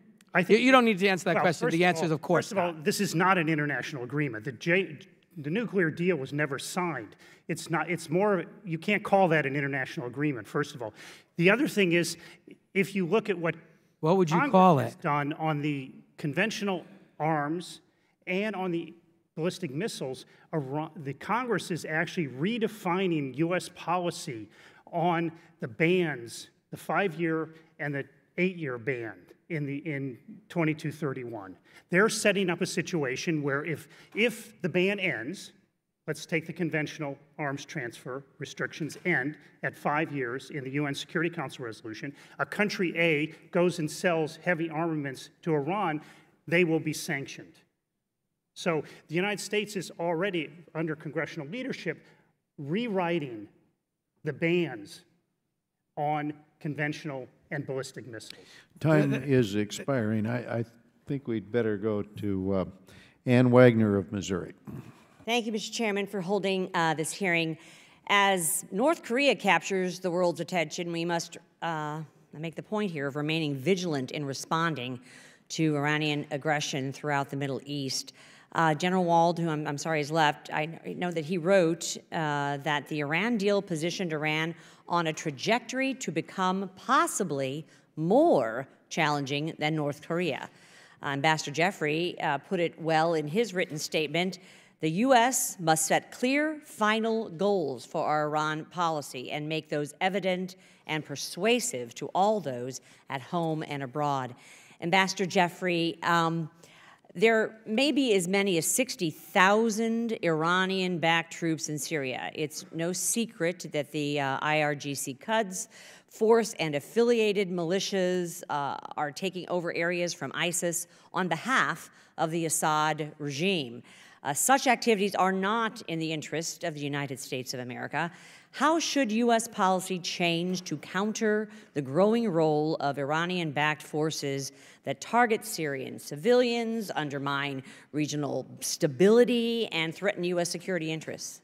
Well, first of all, Congresswoman, we have a UN Security Council resolution 2254 and a process to deal with the internal situation in Syria, because when that was put together by the last administration, I think 2012, there was an understanding by everyone, including even Russia and Iran, which are part of this process, that that internal situation is a concern for people in the region and for the international community, not just for Mr. Assad and the people of Syria. So we need to build on that and restore the centrality of that process, and it needs to be backed with an American presence in Syria. The problem is, under the authorization for the use of military force, that has to be fighting terrorists, but we're never going to completely wipe out ISIS and al-Qaeda there, and there's a good argument to be made to keep limited forces to protect those Syrian opposition in the north and in the south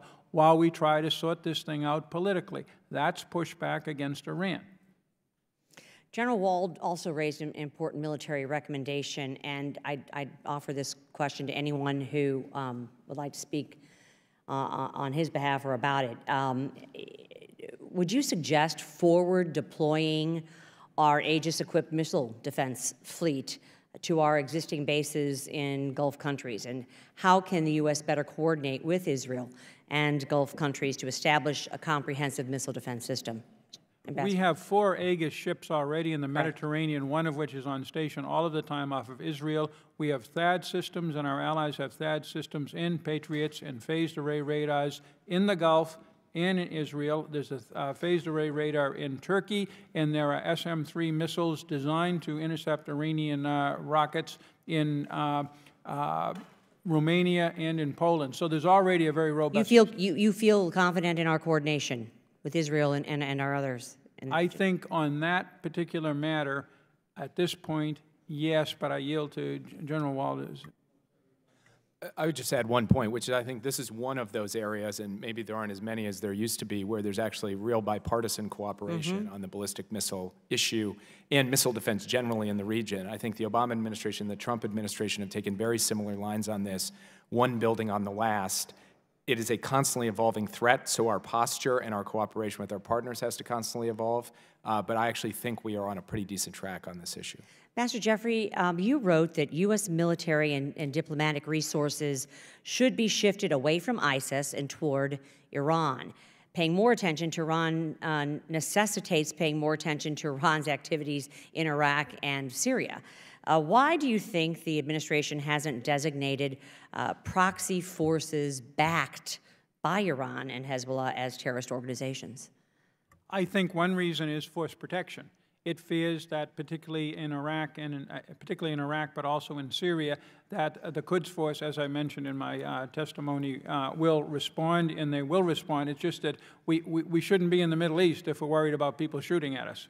We've had a lot of experience with Iran shooting at us, and the answer to that is to shoot back. But I think that's part of it. The other thing is there really is almost an obsession with the ISIS fight. When the Kurds declared their independence, the statement out of the U.S. was they should stop doing that because this interferes with the fight against ISIS. That fight's almost over right now. Great, thank you. I'm out of time. Mr. Chairman, I yield back. Thank you. We go to Dr. Ami Bera of California. Thank you, Mr. Chairman. Mr. Sullivan, you were integral in negotiating the Iran nuclear deal. Is that correct? Part of I always hate to say integral. Or part of the team. I was part of the team. I was part of the team that began the negotiations that arrived at the interim deal and then that worked towards the final agreement. Yes, I was a proud member of that team. Great. And as you'd state that the ultimate goal of the deal was to reduce the Iran nuclear threat. Is correct. Would you say that the deal has reduced the nuclear threat, given where it was prior to the deal? I think there's no doubt about that, and indeed, if you ask the Chief of Staff of the Israeli Defense Forces, he would say that the nuclear issue has gone down the list of strategic threats to Israel today compared to where it was before the deal. Ambassador Jeffrey, would you agree with that, just on the nuclear issue?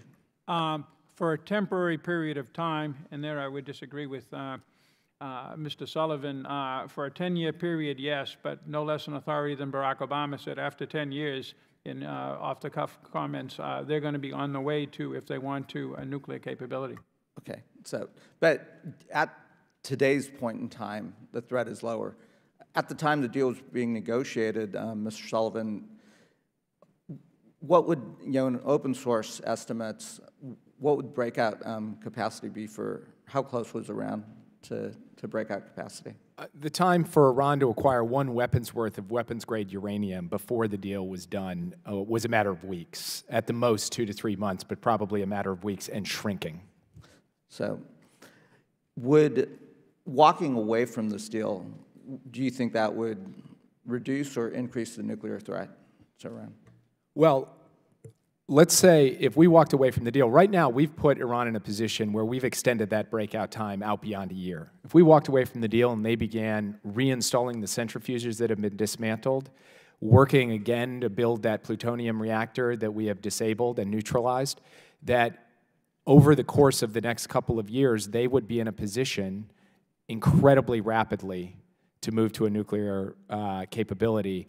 And our capacity to stop them from doing so by reimposing the sanctions that were on before, if we're the ones who walk away from the deal, would be very limited because the rest of the international community would say, what the heck are we coming along with you for on sanctions? The whole point of doing this was to get the very deal you just walked away from. And in your assessment, with our hands full currently on the Korean Peninsula, it would be a pretty unwise time diplomatically to try to engage with 2 nuclear threats. Is that? You know, what's interesting about what North Korea presents as an example today is what happens when you don't have good choices, when you don't have an opportunity to produce the kind of deal that we did with respect to Iran. And so today, we are faced with a rapidly accelerating North Korean capability and a completely unstable situation. We walk away from the deal. we produce a very similar dynamic in the Middle East. And all of a sudden, you're dealing with a nuclear crisis in the heart of East Asia and a nuclear crisis in the heart of the Middle East, both of which the United States needs to manage. The crisis in North Korea is one that has been generated by Kim Jong-un. If we walk away from this deal, we would be largely responsible for the creation of that nuclear crisis today in the heart of the Middle East. And given our strategy on the Korean Peninsula is one of increasing pressure, increasing isolation, in the hopes of getting to engagement and reducing tensions with North Korea. Would decertifying this deal make it easier to get a North Korean agreement, or would it reduce our ability to find a diplomatic solution to the Korean Peninsula? I think any fair reading would say it would make it harder for us to get a deal in the North Korean context. How much harder is a question that we can debate. But the idea that the Chinese would say, oh, you know what, the fact that you're decertifying this deal and potentially walking away from it, that makes us more confident that we should join you in something we haven't wanted to do, which is sanctioning North Korea, because we trust that you're going to end up agreeing to something in North Korea. Same thing goes for the North Koreans themselves. So I think the notion that if the United States walks away from the Iran deal, that it would be easier to get a deal with North Korea is not based in either logic or fact. I would agree with that. I don't think it'll affect our North Korea deal at all if President Trump decertifies. I think it'll affect and people the reliability of our word. Decertification with walking away from the deal. They're two different things. And I think Ambassador Haley laid out in a speech several weeks ago that there are various pillars that need to be addressed and considered. And I think thinking that decertification would affect the North Korea deal, I think is but on the issue of reducing the nuclear threat, the deal has accomplished that. Now we can speculate where we're going to be 10 years from now. The concern here is we've given the administration the tools to address what we're really concerned about, the ballistic missile issue. Cracking down on Hezbollah. We've, through this committee, have given the administration some tools that they're not currently using. I'd ask the administration to use those tools. Yeah, and I would add, too, there's a lot of agreement on this panel, at least I hear. The sunsets are a real problem. I hear it in the committee. They're a real problem. What I'm saying, and I think there's support in the Trump administration, is that we can't wait to deal with those sunsets when Iran is a strong, well-armed, powerful regional force. We need to deal with it now. We need to go to Tom Garrett right now from Virginia. Thank you, Mr. Chairman. Thank you very much. Those who do not know history are condemned to repeat it, and this has all played out before, almost analogously. I'll start with a little bit of a soliloquy because I'm so disgusted at the talk of, number one, the United States' credibility on the global stage as it relates to one with whom an entity can engage in deals. I think that the Iranian credibility is certainly far more in question than the United States' credibility insofar as the stability of our nation and its reliability internationally is well demonstrated over centuries, whereas this regime has a record that hasn't been touched in this room but spoken to by the people who sit here. In 79 and 82 and 96 and 2009 in the Green Revolution, people stood up against this regime. And on most occasions, the United States sat back and did nothing while they were murdered by the Quds forces, who are their very cousins and brothers and sisters in the streets in Iran, and we did nothing. And with all due respect, Mr. Sullivan, as Daniel Patrick Moynihan once said, you're entitled to your own opinions, but you're not entitled to your own facts. Don't talk about how there's bipartisan agreement on anti-ballistic missile defenses in Europe, and particularly Poland, when the previous administration's first action as it relates to foreign policy was to withdraw from a commitment to defend Europe and the Poles from the very Iranian missiles that we contemplate today. That happened. Now, let's go back in history. I heard Mr. Sullivan state, Mr. Chairman, that if the IAEA has indications that there are violations, that they have a right to inspect? Really? Worcester versus Georgia, when Andrew Jackson was president, he anecdotally is credited with saying, the Justice Marshal's made his ruling, let's see him enforce it. The IAEA and what army will go in and verify when there have been violations? You know where the uranium is? That's news. That's newsworthy, because nobody else does. And ironically, if we credit the uranium with being in Russia, it would be an interesting departure from the individuals who don't trust Russia on anything except apparently where the Iranian fissile material might be. And I guess that's convenient. But as it relates to presuming to operate in a world where individuals keep their word, understand that the current regime of Iran has burned the effigy of every single president of the United States since Carter and literally depicted a lynching of our first African-American president. in 2015 while this deal was being finalized. And they reference the great Satan, and they reference the little Satan, and they chant death to America, and they talk about the death to the devil's triangle, the United States, the UK, and Israel. And if that's not bad enough, if we adjust for population, the murder of Iranian citizens by the current regime would be tantamount and comparable to the deaths experienced by the United States during the entire Second World War.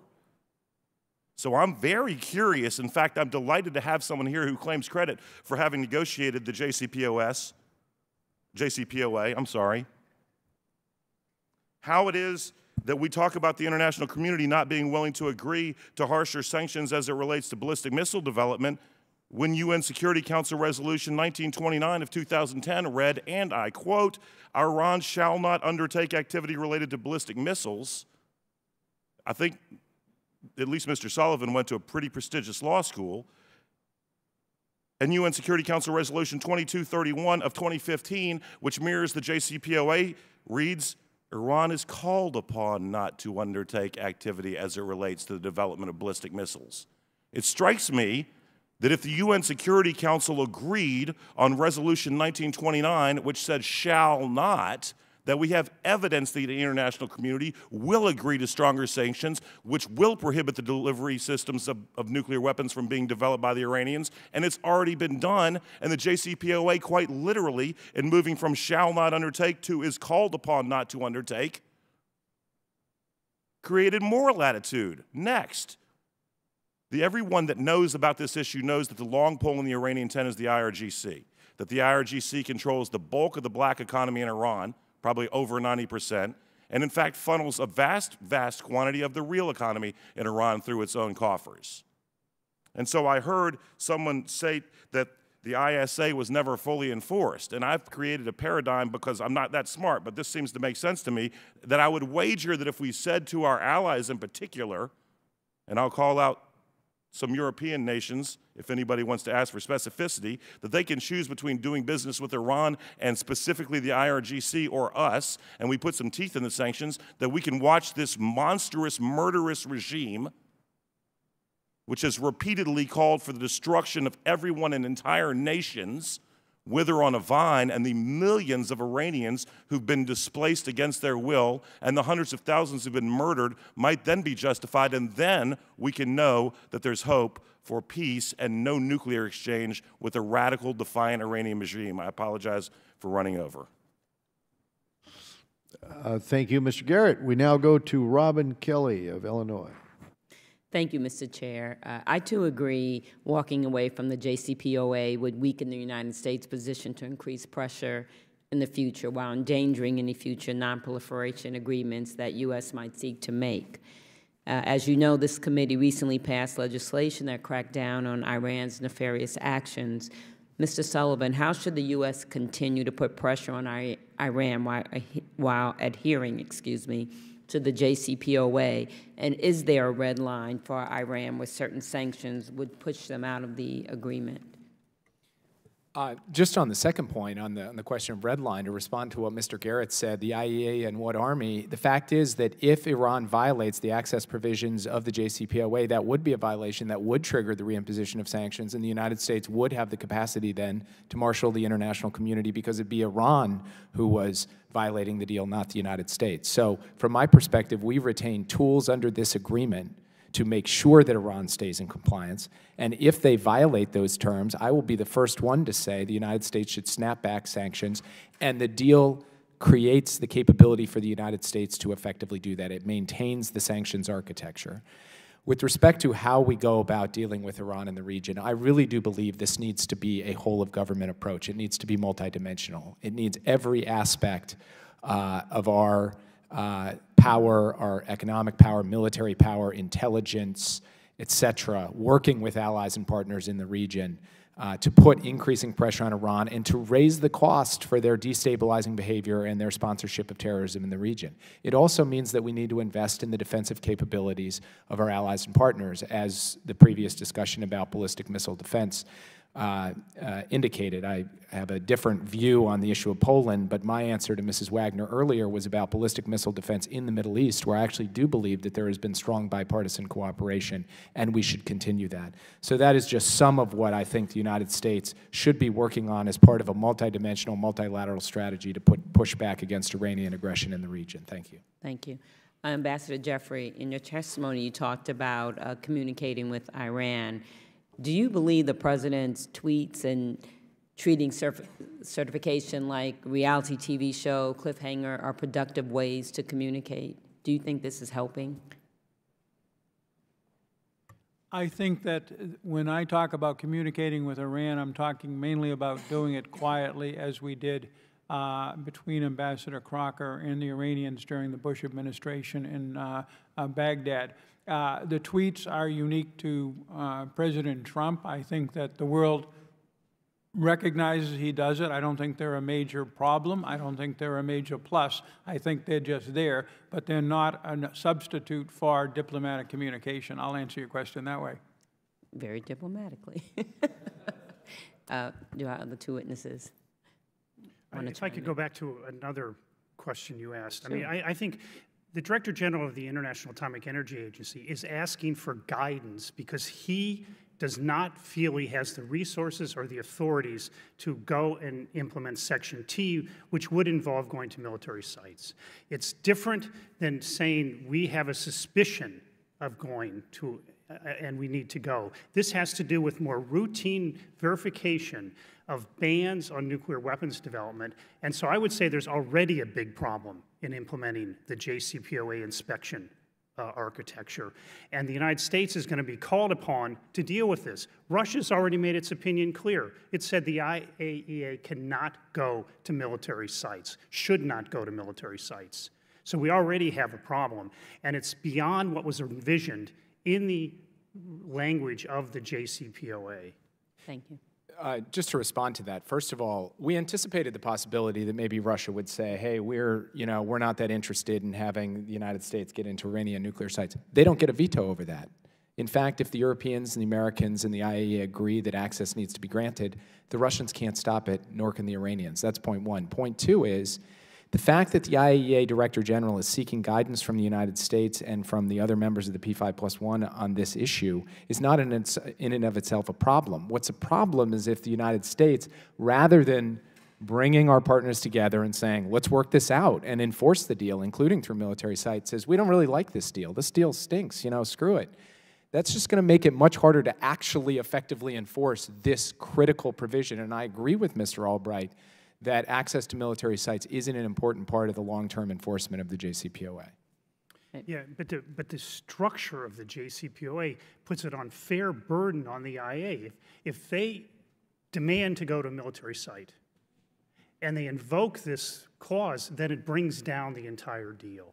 And so I think that it's incumbent upon the P5+1, and I would say the United States is leading that, to straighten out this issue and actually strengthen the deal's conditions on access to military sites. That it isn't put on the IA to actually have to ask the question, if we ask to go, are we really risking bringing down the entire deal? Thank you. My time is way up. Thank you. Thank you, Congresswoman Kelly. We now go to Mr. Ted Yoho of Florida. Thank you, Mr. Chairman. Thank you, panel, for being here. I appreciate you giving us great information on this. The era of strategic patience, as far as the diplomatic and negotiating policy or foreign diplomacy, I think was a mistake of the last administration. It led us to pulling out of support of Poland with the missile defense system, led to the Russia unnamed army to invade Ukraine, even though we were supposed to protect them, and allowed them to annex Crimea. It allowed China's aggressive encroachment to the South China Sea as we stood by with strategic patience, hoping it would go away. I'm a veterinarian by trade, and when you have benign neglect, that's strategic impatience, or patience. Benign neglect is when you look at something knowing it'll probably get better on its own. These things aren't going to get better on their own, so we can't have strategic patience. My question to you, Ambassador Jeffrey, is the JPOA, as Mr. Sullivan stated, says that the IAEA can inspect anytime, any place. Does that happen?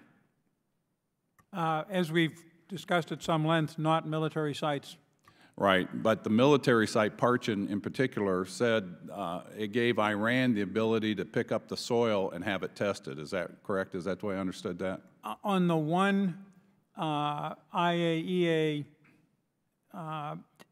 intervention on inspection in Parchin, that was what the IAEA negotiated with the Iranians. Right. The IAEA claims that they were monitoring that with cameras and all of that, but of course it raises a really, it looks strange, let's face it. It'd be analogous to a drug addict bringing in a urine sample that he collected himself in private and saying, here's my sample. It's not quite that bad. I will stand with it was a strange formulation. It's a stretch. Mr. Albright, is the overproduction of heavy water allowed under the JCPOA? There's a cap, but of 130 and they've tons. bypassed that twice. Yeah, and there's also, Iran's exploited what I guess you'd call a loophole, that they've been able to take overage of heavy water and deposit it under their control overseas. And so that's another problem in the deal is that the Iran has exploited So we should talk to somebody that negotiated that deal, how that loophole got here. Mr. Sullivan, you want to explain how that happened?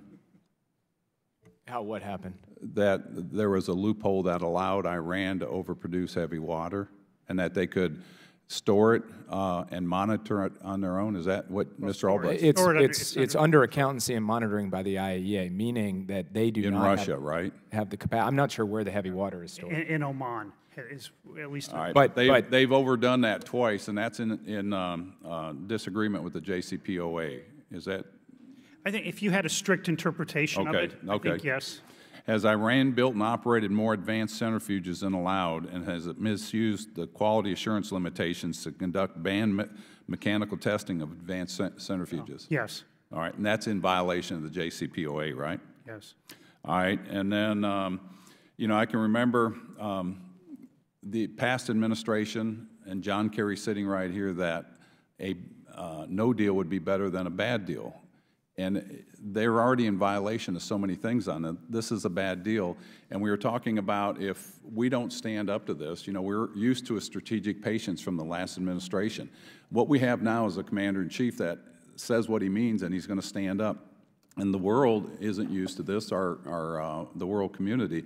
But we have to have somebody willing to do that because this will strengthen our negotiation with North Korea. Ambassador Jeffrey, do you think so? I don't think we have a negotiation with North Korea. I think we have a military confrontation with North Korea. I think these two issues are totally separate. I agree, but I hope we don't have our goal is not to have a conflict. But if we come to the table weak and we don't show resolve, we have a weakened hand and we won't get anywhere in negotiations. Very quickly, because I wanted to say this at several points, walking out of an agreement is a perfectly legitimate diplomatic activity. It doesn't mean that we're a bad person or that nobody trusts us anymore. Violating an agreement that you claim you're adhering to is very different. We walked away from the ABM treaty and international relations survived. I think that North Korea will judge us on the basis of how strong we are deterring Iran across the board, period. And that you got out exactly what I wanted to hear. Thank you all for your time. I yield back. Thank you, Mr. Yoho. We go now to Mr. Brad Schneider of Illinois. Thank you, Mr. Chairman, and thank you for having this meeting. To the witnesses, thank you for your sharing your perspectives, but also the endurance of staying here for all of us. I greatly appreciate it. Let me echo the earlier remarks of the chairman and ranking member in saying that while I opposed the JCPOA, now that it is in place, I believe we have to aggressively and rigorously enforce it. But as we enforce it, it is vital that we acknowledge that the JCPOA, like any agreement, has inherent risks, but that this deal in particular has serious shortcomings and gaps, including but not limited to the sunset provisions. The urgent responsibility of our government, in conjunction with our European partners and our regional allies, is to develop the comprehensive strategies and commit the necessary resources to work to close the gaps and reduce the risks.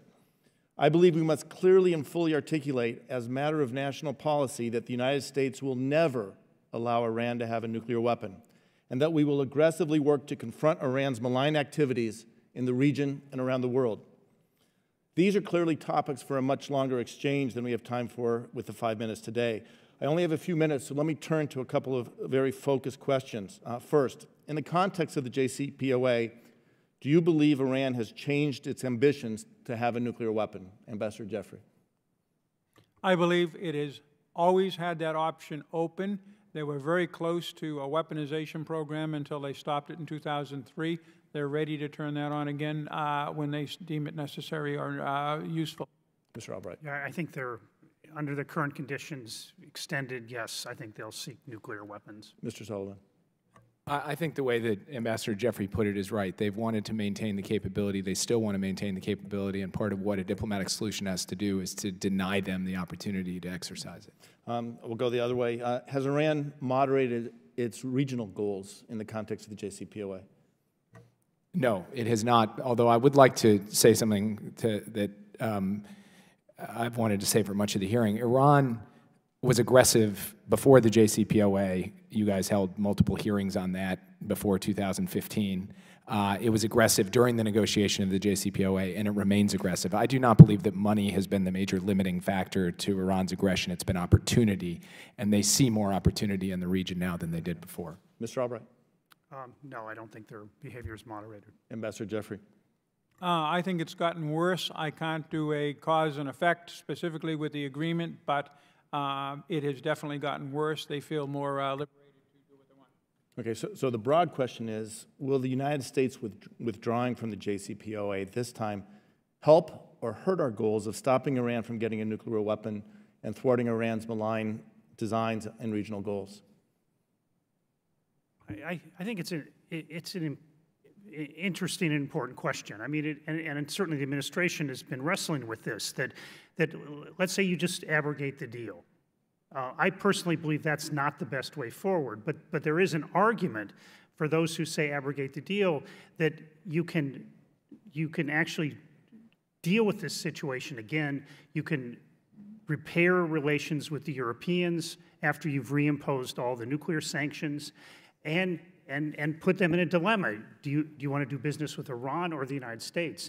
And then you would have a free hand to do whatever you want with Iran. So I think there is an argument to abrogate. I personally don't want to go down that path, but I think it's something the administration has certainly been considering. Ambassador? Very quickly, I agree with Mr. Albright. We're using imprecise terms both in the certification and in walking out of the agreement. You can walk out of the agreement, and frankly, I think the Iranians and the Europeans and Russia and China would continue with it.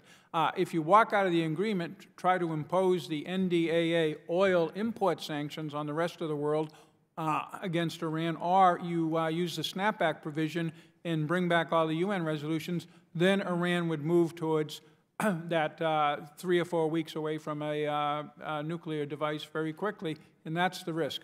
Okay. Mr. Sullivan. I think it would, as I've said over the course of this hearing, put us in a materially worse position with respect to the Iranian nuclear capability, and I would just reinforce that anyone who casually says we can just tell the Europeans and the Chinese and the rest of the global economy either trade with us or trade with Iran, they should read the top sanctions official Adam Zubin's piece in the Washington Post, because, as he says in that piece, nobody who's making that argument has sat in his seat to build and execute these sanctions regimes, and I think it is not nearly as simple as that, and I don't think the sanctions architecture would come back. Thank you. I'm out of time. Let me leave one last question for the record to follow up in writing, but part of the JCPOA is this additional protocol under the Nuclear Nonproliferation Treaty. How important is the additional protocol to making sure Iran doesn't get a nuclear weapon during the terms of the agreement and afterwards? And would withdrawing from the agreement put the additional protocol at risk? And I'll leave that for the record. Thank you, and I yield back. Thank you. We go now to Mr. Scott Perry of Pennsylvania. Thanks, Mr. Chairman. Gentlemen, what was Iran's original claim regarding their nuclear ambitions? What was their original claim that they wanted to make they wanted to have a nuclear weapons program, or for domestic energy production and domestic purposes, medicine, et cetera? They've consistently claimed that they want this for peaceful purposes, and we believe that that's a false claim. Right, right. So does anybody on the panel disagree with that? I've heard senior Iranian officials informally say, okay, we did certain studies on weaponization, but it wasn't a weaponization program, so they stop at that level. But, I mean, they know we have them dead to rights on the weaponization information. Mr. Albright, you might as well. They've always claimed it's a civil, non-nuclear weapons program. Right. So, I mean, the point of the whole exercise of the question is that Iran, at least for the rest of us in the world, they're known liars. They're liars. They lie about things. They're liars, cheaters, and stealers. And if you don't believe me, just ask all these folks back here. I'm sure, you know, Stalin told the Poles that they didn't kill the Poles in the Katyn Forest Massacre either, and the Poles couldn't prove it, but it didn't mean it didn't happen, right? These folks know what we're dealing with. All of us know what we're dealing with. Let me ask you this. How many Iranian individuals have been sanctioned by our European partners regarding their forays or breach of UN resolutions regarding ballistic missiles? How many individuals have our European allies sanctioned for those breaches? Any? I know of none. The Europeans did sign a joint statement with us stating that the missile activity was not essentially in compliance. But no sanctions, right? No punishment. I mean, you're exactly Mr. right. Sullivan? I'm not aware of it, but I'm also not read into the strategy to get them to. And part of my argument is that should be our focus, not the certification. Yeah, the strategy. Let me ask you this. How many American members are on the IAEA inspection team in Iran inspecting these sites? None. Zero, right?